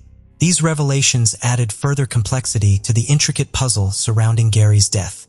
The detectives decided to delve deeper into the matter and made a startling discovery. They found that a newly acquired $1 million life insurance policy had been taken out in Gary's name just 4 days before the tragic event occurred. Tasha had given her consent to this policy by using Gary's electronic signature. The police now possessed sufficient circumstantial evidence to regard Tasha as their primary suspect. On December 11, 2017, Tasha was summoned to the police station for an interview where she was interrogated about her relationship with Anthony. Initially, Tasha asserted that they were merely colleagues and friends, both inside and outside of work. However, as the interview progressed, she eventually confessed to having an affair with Anthony and planning to move in with him. The conversation then shifted to the contentious topic of the life insurance policy. Tasha vehemently denied any involvement in Gary's death, but the police harbored strong suspicions that she either personally shot him or hired someone to carry out the act. Tasha's narrative crumbled when investigators cautioned her about the potential loss of custody of her son. In an emotionally charged breakdown, she admitted to murdering Gary, but with a twist. She claimed that Gary had allegedly assaulted their 4-year-old son, Connor, by throwing him onto the bed, hitting the wall, and repeatedly striking the child. Tasha asserted that she intended to intervene, but she became the target of Gary's violence as he kicked her. Hours later, while Gary was asleep in bed, Tasha used her personal Ruger firearm to deliver the fatal shot, implying that she acted in self-defense. Tasha further revealed that she emptied the gun safe in an attempt to make the crime appear as a failed robbery. She handed the firearms, including the murder weapon, a handgun with purple grips, to Anthony, who stored them at his sister's residence in Louisville. The police briefly considered the possibility of Anthony being an accomplice, but after questioning him and verifying his alibi, he was cleared of all suspicion. The outcome of the case now depended on verifying Tasha's self-defense claim and determining whether Gary had indeed assaulted his son. The police conducted interviews with friends and family members, as well as sought advice from medical experts. They transported 4-year-old Connor to Morton Children's Hospital in Louisville to assess him for signs of long-term abuse, but the investigation yielded a unanimous outcome. There was no evidence to indicate that Gary had inflicted harm upon his son. In fact, the information gathered portrayed Gary as a dedicated father, son, and husband who had never exhibited any violent tendencies towards anyone. However, it was discovered that Tasha had not only brutally murdered her sleeping husband, but had also fabricated a story about an assault in an attempt to mislead the authorities. Consequently, Tasha Bentley was promptly arrested and charged with the murder of Gary, as well as tampering with physical evidence. Additionally, she faced charges related to the possession and distribution of marijuana, as numerous jars of marijuana and cannabis seeds were found in their residence. Tasha Bentley pleaded guilty to her husband's murder on July 20, 2021, and on September 17, 2021, she received a sentence of 55 years in prison. Currently, She is incarcerated at the Kentucky Correctional Institute for Women, with her earliest possible parole date set for November 20th, 2037, according to her inmate records. Following the sentencing, both Gary and Tasha's families engaged in a custody battle over their son, Connor. After the murder, Tasha took Connor to Bullitt County, Kentucky, and entrusted him to Scarlett Etherton, who was later revealed to be Tasha's great-aunt. In July 2018, the Bullitt County Family Court granted permanent custody of Connor to Etherton. However, the Bentleys and their attorney, Lewis Winter, have claimed that they were not adequately informed about the custody hearing and are now seeking to overturn the custody order.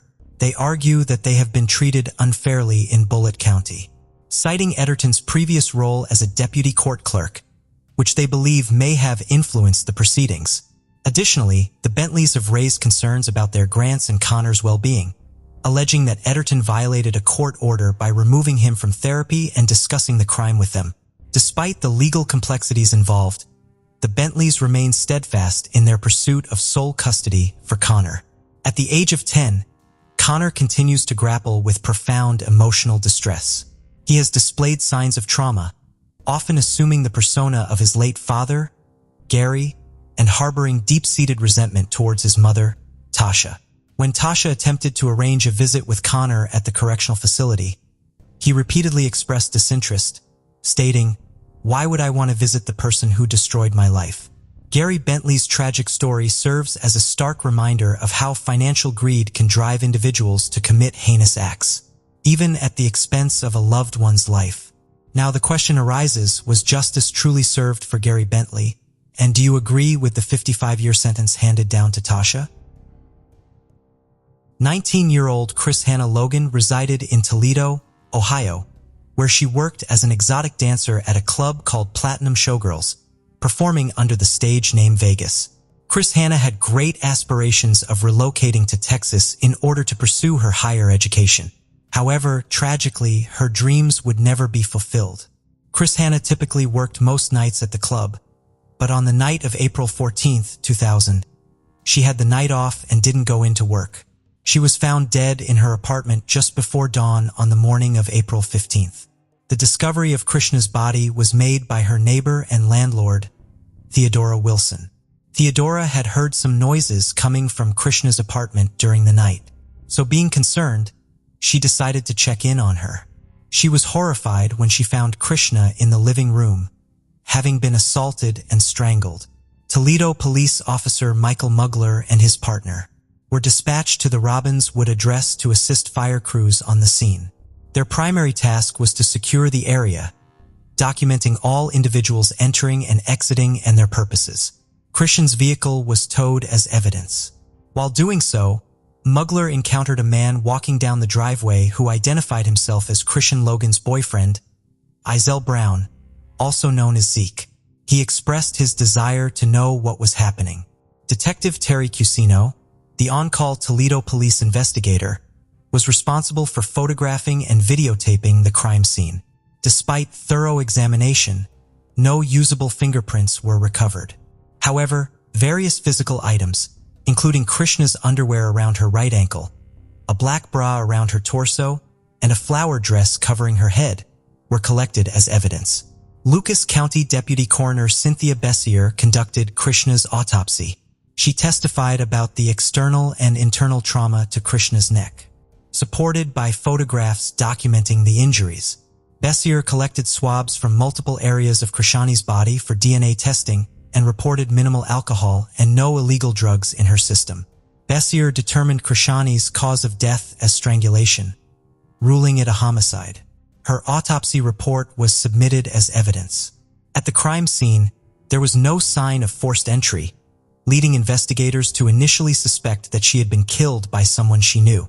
As the investigation progressed, one of Christian's friends from high school, whose name wasn't disclosed, stated that Christian and her ex-boyfriend, Brown, had been involved in a toxic relationship marked by fighting and arguments, which Christian had been trying to end. Despite Christian moving out briefly, Brown continued to stalk her. She revealed that Christian received money and gifts from Brown occasionally, often in exchange for intimate services. Additionally, Christian occasionally engaged in physical relationships with her clients at the club. But whenever she did this, Christiana made sure that her friend knew about her whereabouts. The friend disclosed details regarding the night before the murder, stating that on August 14, 2000, around 12 p.m., she and Christiana had met at Christiana's apartment on Robbinswood Avenue in central Toledo. They left in Christiana's new Jeep to show it off. Later, they stopped at Christiana's mother's house, where they greeted a neighbor after returning to Christiana's apartment to prepare for the evening. They left around 7 p.m. visiting various hangout spots. They later attended a party at Krishani's male neighbor's house where Krishani's and the neighbor were seen kissing. Subsequently, they visited 3 after-hours clubs before returning to Krishani's apartment around 4:30 a.m. The neighbor testified that he and Krishani's Logan had been engaged in intimate activities in his room in the early hours of April 15, 2000. Although they had been intimate before, they were only friends and there was no romantic side to their relationship. He mentioned that Christiana had been dating a man from Detroit, but couldn't recall any other boyfriends. Theodore Wilson, Christiana's landlord, provided testimony consistent with the accounts from her friend and her neighbor of the day of the murder. Wilson also recalled encountering a large black man resembling Brown outside Christiana's apartment early on April 15, 2000. Later, she witnessed Christiana and the man entering her apartment after loud music emanated from a car parked nearby. Wilson's 911 call reported the disturbance, which he attributed to furniture being moved in Christian's apartment. Now the only potential link was Christian's former boyfriend, Brown. So law enforcement arrested Brown as the prime suspect in the case. However, he consistently asserted his innocence, and 7 months later, DNA evidence conclusively cleared him of any involvement in Christian's murder. But at the same time, investigators were unaware of the broader pattern emerging. Christiana's case marked the beginning of a series of 3 victims targeted by a repeat offender. In late August of 2000, a girl in her late teens whose name has been kept hidden to protect her identity was making her way home in South Toledo at around 5:30 p.m. Little did she know that her evening stroll would turn into a nightmare. Suddenly, she was snatched off the street by an unknown assailant, dragged to a secluded area. She endured a harrowing ordeal as she was physically assaulted. Just a few weeks later, in early October, another young girl, whose identity was also kept confidential, was on her way to school when she too fell victim to a similar fate. Like the first victim, she was forcefully grabbed by the perpetrator and subjected to a ruthless physical assault. These incidents sent shockwaves through the community, leaving residents fearful and law enforcement authorities scrambling for answers. The similarities between the cases were undeniable, prompting investigators to go deeper into the connections. During the course of their investigation, a crucial discovery was made. The DNA recovered from both victims, as well as the body of Krishna, matched that of the same individual. However, at the time, the DNA profile did not match any known criminals in the database. Undeterred authorities intensified their efforts to track down the perpetrator. With the newfound DNA evidence in hand, they revisited the accounts of the victims, hoping to glean any additional details that could aid in identifying the suspect. Through these interviews, a detailed sketch was made. According to the victims' testimonies, the suspect was described as a light to medium-skinned African-American male, potentially in his early 40s at the time of the attacks. He stood approximately 5 feet 7 inches in height and had either a bald or shaved head, along with a distinctive mustache. One striking feature noted by both victims was the assailant's large protruding stomach. Additionally, the man emitted a strong odor of cigarettes and beer, indicating potential lifestyle habits. Scars or blotchy coloring on his cheeks, coupled with a generally unkempt appearance, further contributed to his description. One victim even recalled the possibility of a tattoo on his upper left arm, although the details remained unclear.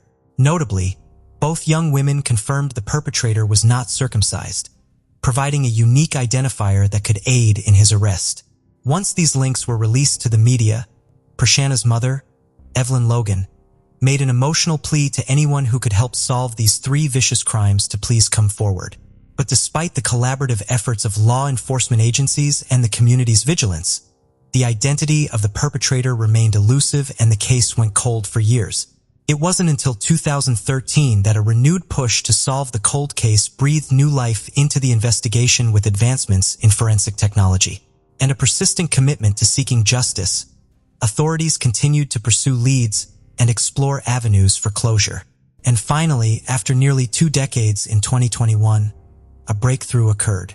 The perpetrator's DNA profile, previously unmatched in criminal databases, produced a hit in the Combined DNA Index System, or CODIS. The long-awaited breakthrough led to the identification of Kenneth M. Marshall, 54, a resident of Hammond, Indiana.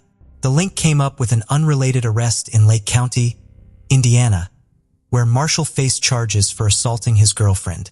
After Marshall's arrest for this assault on November 18, 2021, his DNA was collected and uploaded to CODIS, where it produced a match for 3 cold cases dating back to 2000.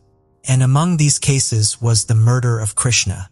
Marshall was arrested on January 15, 2021 by Hammond police with the help from the U.S. Marshals Great Lakes Task Force. Outside his home on the 900 block of State Street in Hammond, Indiana. Kenneth Marshall's conviction marked the end of a 2-decade-long saga of terror and violence that troubled the lives of numerous victims. On August 16, 2022, Marshall was found guilty by a jury of murder, aggravated murder, felonious assault, and 5 counts of assault. During Marshall's sentencing hearing, Lucas County Common Pleas Judge Stacy Cook delivered a scathing condemnation of his actions. She emphasized the predatory nature of Marshall's crimes, noting that he preyed upon vulnerable individuals for his own gratification. Despite Marshall's defense, arguing that the statute of limitations had expired for some charges, Judge Cook ensured that he would face the consequences of his heinous acts. The severity of Marshall's sentence reflected the gravity of his offenses.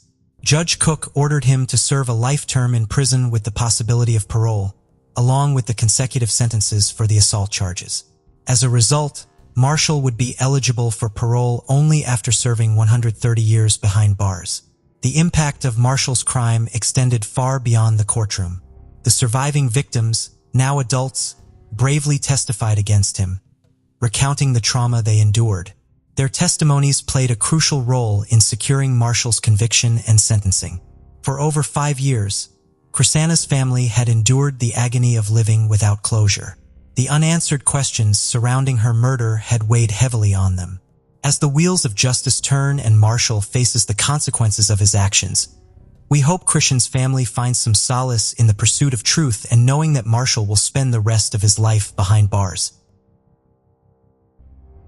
In the early morning of April 7, 1996, Officer Freeman spotted a man dumping large black trash bags into the river's edge on Madison Street, New York. As Freeman approached, the man froze. The 2 cars next to the man with trunks filled with garbage bags caught the officer's attention. Upon searching, he made a shocking discovery. They contained bloody tools and blood-soaked clothes, and the rest had a dismembered body cut into 66 pieces in the most gruesome manner possible. The man disposing of the bags identified himself as 40-year-old Vladimir Zelinin. The police finally found out who the person inside the bags was. Yakov Gluzman, 48, a famous cancer researcher and billionaire, unfortunately fell victim to Vladimir's twisted actions. Then the case took the most unexpected turn when he mentioned the name Rita Gluzman, who was Yakov's wife. Now the big question was, how was Rita connected to this tragic event? Did she plot to kill her husband? Or was Vladimir merely playing a blame game to divert attention and escape the consequences? But to understand this situation fully, we need to rewind and meet the man at the center of it all. Yakov Gluzman. Who was he and what role did he play in this tragic event? Yakov Gluzman was born on January 2, 1948. He was a scientist who was globally recognized for his contributions to cancer research. Yakov and his wife Rita had known each other since childhood in Ukraine, then part of the Soviet Union. Rita Gluzman was born in Trebnitsa, Ukraine in 1948. She was the eldest daughter of Paula and Leib Shapiro, who were both Holocaust survivors. Growing up, Rita developed a unique perspective when she witnessed the death of close family and friends at the hands of the Nazis. However, Yakov's value as a researcher made it impossible for him to secure a visa to leave. After leaving for Israel in February 1970, Rita discovered she was pregnant with their son. Meanwhile, Yakov sacrificed his academic career in the Soviet Union by taking a simple job as a carpenter to make it easier for them to emigrate. With help from Jewish groups, Rita pushed the United Nations to reunite her with Yakov in America. She also went on an 18-day hunger strike near the UN and pressured the US Senate to help reunite her with Yakov. Her efforts forced the Soviet Union to let Yakov join her in the West. The couple then finally reunited in the US in 1972, and Yakov was able to continue his scientific work. Then, 5 years later in 1977, they settled in Long Island, New York. By 1987, Yakov started Harbor Laboratory, a pharmaceutical company in New York. At the same time, Rita had also established her technology company, ECI Technologies, with Yakov's help. Yakov progressed to become the director of molecular biology in 1987 for Ladirley Laboratories in Rockland County. While managing ECI Technologies, Rita had to take the tough decision of relocating to Long Island as Yakov worked in Rockland. But as time went on, the family became more successful and moved into a spacious residence in the rich area of Upper Saddle River, New Jersey. If Rita and Yakov truly had a happy marriage, then Zelenin's claims don't add up. Could he be fabricating this entire story to hide a more sinister motive like eliminating Yakov for financial gain? Before we jump to conclusions, to get a full picture, let's rewind to the time when Yakov's body was found. On Easter, April 7, 1996, Officer Freeman made an unusual discovery at the river's edge in a parking lot. The first thing he saw was 2 cars with open trunks. He also noticed Vladimir Zelenin, who wore a t-shirt and a single glove on his right hand. Zelenin was tossing large black trash bags into the river. Approaching cautiously, Freeman noticed blood splatters on Zelenin's pants and shoes with the surgical glove covered in blood. The smell of drying blood hung in the air. While investigating further, Freeman found a bag with bloody tools, a hacksaw, axes, knives, and a scalpel, and another bag with blood-soaked clothes. Shockingly, the trunks of the 2 cars revealed 8 more bags, and they contained the tragically dismembered remains of Yakov Glusman.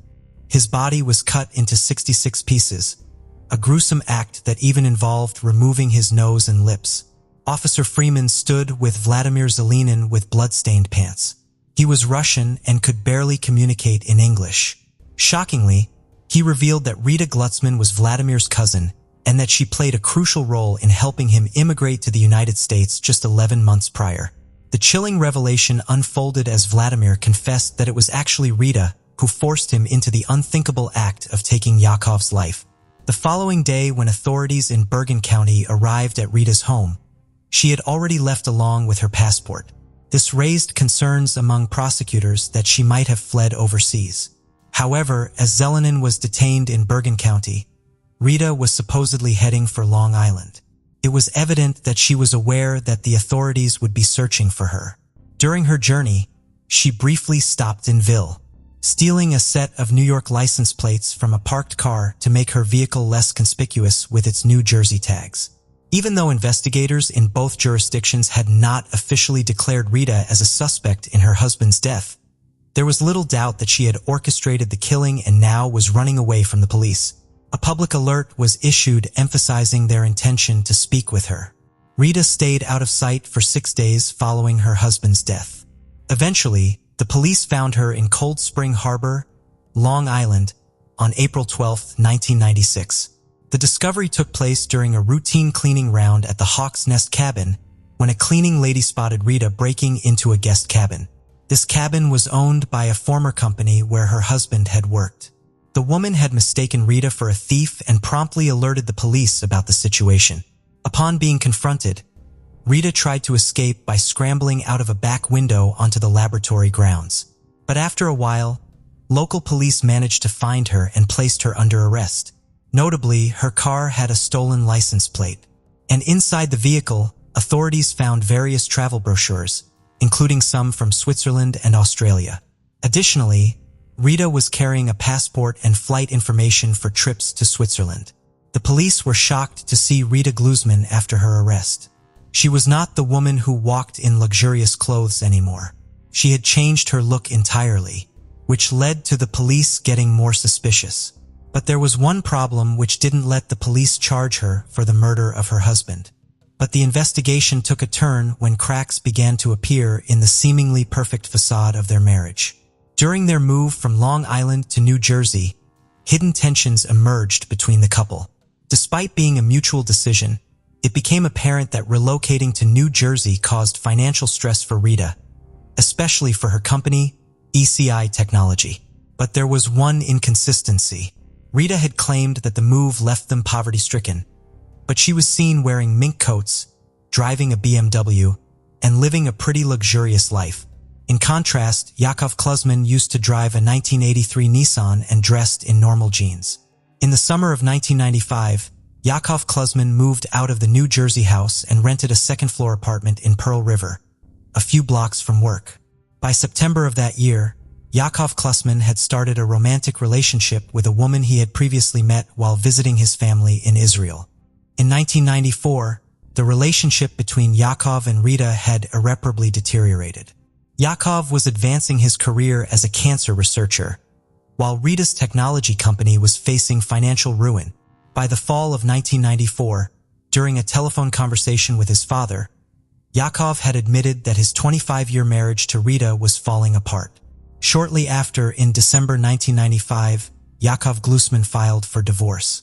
Despite his generous divorce offer, Rita declined it. During their divorce proceedings, the ECI Technology Company became a focal point. Rita wanted sole ownership of the company, while Yakov insisted on properly reviewing its financials before he agreed to any terms. Hearing this, Rita was devastated. When Yakov initiated the divorce, he cited marital cruelty as the reason.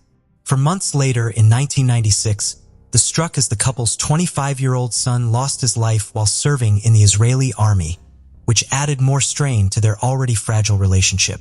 Rita found herself growing desperate, and some observed her behavior becoming erratic. Despite receiving $90,000 from Yakov when he moved out a year earlier in 1995, she struggled to curb her desires for luxury. In an attempt to halt the divorce, Rita Klusman hired a private investigator to find any damaging information against Yakov. She resorted to illegal actions like wiretapping Yakov's phone and even threatened to poison his girlfriend with the AIDS virus. When these schemes failed to prevent the divorce, Rita Klusman began plotting to take his life. She faced another setback when she got caught stealing small items from a pharmacy in New Jersey, which led to her arrest on shoplifting charges. Her business continued to decline and the divorce proceedings became more bitter as both sides exchanged accusations. Rita had already made a firm decision and was ready to involve her cousin, Zelina. Her plan, though simple, was incredibly brutal. In the months leading up to Easter, Rita obtained a key to her ex-husband's apartment. She convinced him to give it to her during one of their arguments and had it duplicated. Knowing her ex-husband's routine, she was aware that he often spent Saturday evenings at the lab and usually returned home around 11:30 p.m.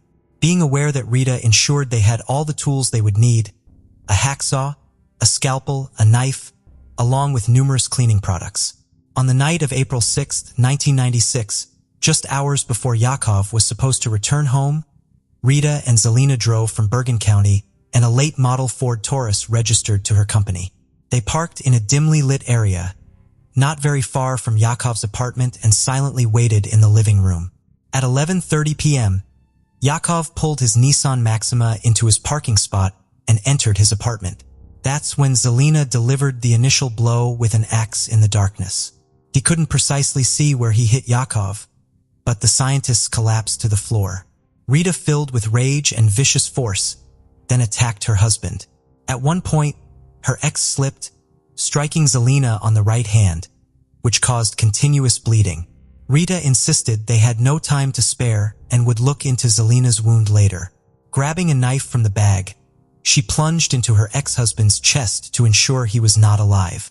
They dragged his bloody corpse into the bathroom, proceeding to dismember the body. Rita insisted on making sure no piece of the man was large enough to be identified. They cut off his fingertips to prevent fingerprint identification and even removed his nose and lips to make sure anybody who might discover the body could never recognize him. While Zelina continued butchering the body, Rita went on a cleaning frenzy, attempting to remove any evidence of the crime. Only one neighbor, Kathy Armstrong, residing a floor below Yakov, heard something thumping and banging around 3 a.m. on April 7, 1996. Little did she know they were disposing of what remained of Yakov, his body parts and bloody clothing stuffed into 9 plastic garbage bags. The tools used for the gruesome task were crammed into another bag. Subsequently, the bags were loaded into the trunks of the 2 cars. Zelina would then return to East Rutherford, dispose of Glusman's remains in the Psyche River, and then get rid of the car before sunrise. However, a hitch occurred. They were off schedule while loading one of the cars. The leaning accidentally triggered its theft alarm. It was just a brief wail in the night, and if anyone in the apartment complex heard the alarm, they didn't bother to investigate. Despite this, Rita panicked, jumped into the tourists, and instructed the leaning to speed away. They circled the neighborhood for some time before cautiously returning to the apartment complex, making sure the coast was clear and resuming their somber task.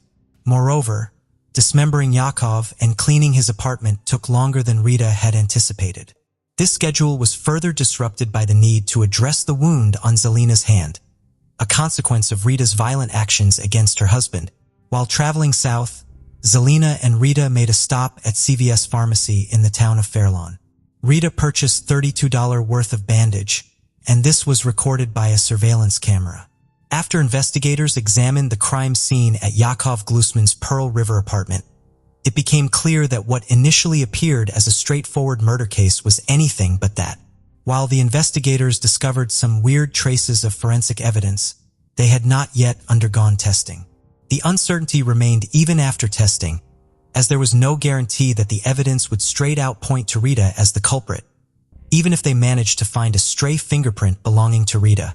The police were aware that a skilled defense attorney could dismiss it, connecting it to one of the couple's periodic arguments. At this stage, the police lacked concrete evidence and relied solely on Zelenin's confession. However, this posed a challenge as New York state law dictated that a murder case couldn't rest on the testimony of an accomplice unless supported by additional witnesses or compelling evidence, which was currently absent. The day after Rita's arrest, her attorney, Michael Rosen, tried to secure bail, citing the unusual nature of the case. Even though there was the possibility of murder charges, the judge rejected bail, and this prompted Rosen to file a felony examination. Prosecutors had 48 hours to prove Rita was dangerous, and there was a risk of her fleeing again for her to be held without bail. Rosen succeeded, as the police were unable to provide sufficient evidence, and Rita left for jail after paying $250,000 bond. But then, a call from an FBI agent changed everything. In a surprising turn, Rosen was directed to bring Rita to the U.S. Federal Court building in White Plains. This was unexpected, and Rosen was confused about why the federal government was getting involved. As Rosen and Rita arrived, the reason became clear. While Michael Rosen had been focused on securing bail for Rita, local authorities had collaborated with federal prosecutors and planned a unique approach to charge her for her involvement in her husband's death. In a concise 4-page complaint, federal prosecutors used the 1994 Domestic Violence Statute, officially named the Violence Against Women Act. It was a bold move. This law allowed federal intervention when someone crosses state lines to commit domestic violence, a tactic never against a woman until now. However, it provided the authorities with the leverage needed to prosecute Rita. Notably, it granted them the freedom to use Zelenon's testimony.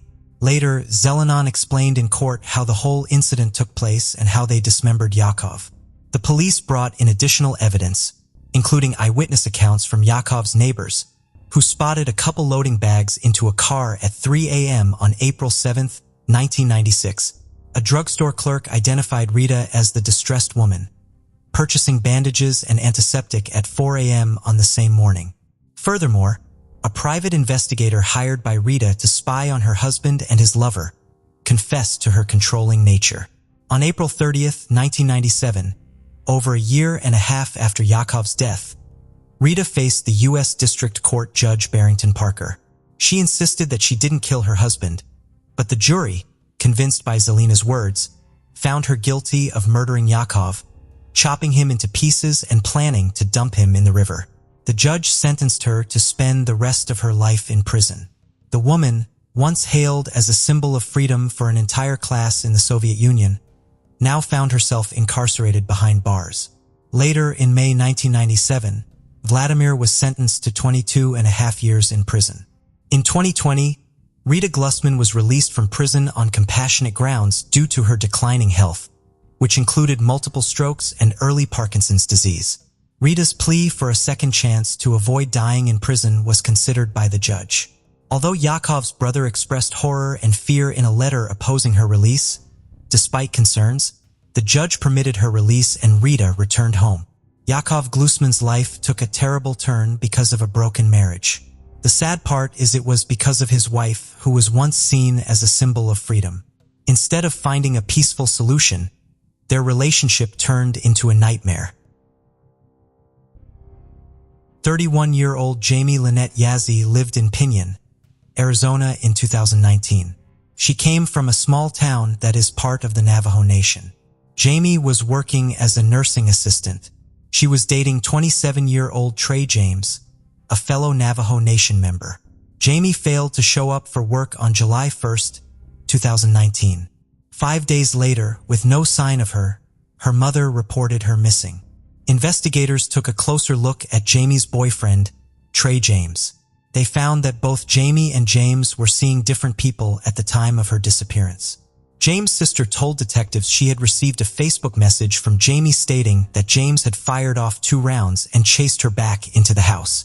Jamie's brother told authorities he and his girlfriend had been drinking with Jamie and James the evening before she disappeared. He recounted that James had shown off a black .45 caliber or 9mm handgun he'd gotten for his birthday. In the days following Jamie's disappearance, James camped out at his aunt's house. Family members reported to investigators he was in possession of a handgun and was acting aggressive, nervous, and paranoid. Jamie's blood, suspected cleaning products, a pistol, a stained and partially burned mattress, and spent shell casings were found at the couple's shared home after 2 searches. James' family members told investigators the couple's toxic relationship had been punctuated by domestic abuse. His sister and aunt described James as being abusive and aggressive towards Jamie, leading up to her disappearance. Jamie's co-workers told investigators that she'd been having problems with James as well. One colleague divulged that Jamie had sent her a picture of herself with a black eye the year before her disappearance. James' father also told detectives his son was responsible for Jamie's disappearance. Under questioning, he noted the couple's mutual infidelities, allegedly stated that his son had admitted that he messed up and that Jamie had been messing around with other guys. This all led investigators believing James gunned down Jamie at the couple's home in the early morning hours of July 1, 2019, following an argument about infidelity. Without a body proving James' guilt, was difficult and the case went cold for a short while. Then, in November of 2021, Jamie's incomplete skeletal remains were discovered at the Hopi Indian Reservation, which is just southwest of Pinion, Arizona. An autopsy confirmed, as suspected, that Jamie had been fatally shot, a gunshot wound to her head. James was questioned by investigators in January of 2022 and denied ever being rough with Jamie. He told FBI agents the last time he saw his girlfriend was when they were drinking at the couple's home with Jamie's brother and his girlfriend. He insisted she left with them. Finally, in August of 2022, Trey James was arrested in connection with Jamie's case. He was charged with taking her life. 30-year-old James was also slapped with an additional 6 charges: kidnapping, brandishing a gun, 2 counts of assault by strangling an intimate partner, 1 count of assault by suffocating an intimate partner, and 1 count of assault with a dangerous weapon. The Department of Justice had this to say in a statement on August 5th of 2022. The U.S. Attorney's Office for the District of Arizona is committed to addressing the persistent violence endured by Native American families and communities in the state of Arizona, including by working with tribal nations to address the important issues of missing Indigenous persons in the acts of domestic violence. Navajo Nation President Jonathan Nez also released a statement where he said, "We continue to pray for the family and friends of Jamie. With the recent development, we are hopeful that we are a step closer to providing closure for the family and they can continue to heal. Our law enforcement and criminal investigators continue to offer support to the FBI to bring justice for Jamie and her loved ones." James appeared in court for a detention hearing on August 8th of 2022. A magistrate judge ordered that he be held without bond pending trial. James has pled not guilty, according to his attorney, Roberta McVickers. James's trial is currently ongoing in October 2022. If convicted, he faces life in prison. Thank you for joining us on this journey into the depths of unsolved mysteries. Cold cases not only challenge our understanding of the past, but also ignite our curiosity and determination for answers. Remember to subscribe to stay updated on our latest investigations. And if you have any information regarding the cases we've covered, don't hesitate to reach out. Together, we can shed light on the shadows of the past and bring closure to those who seek it. Until next time, stay vigilant, stay curious, and never stop seeking the truth.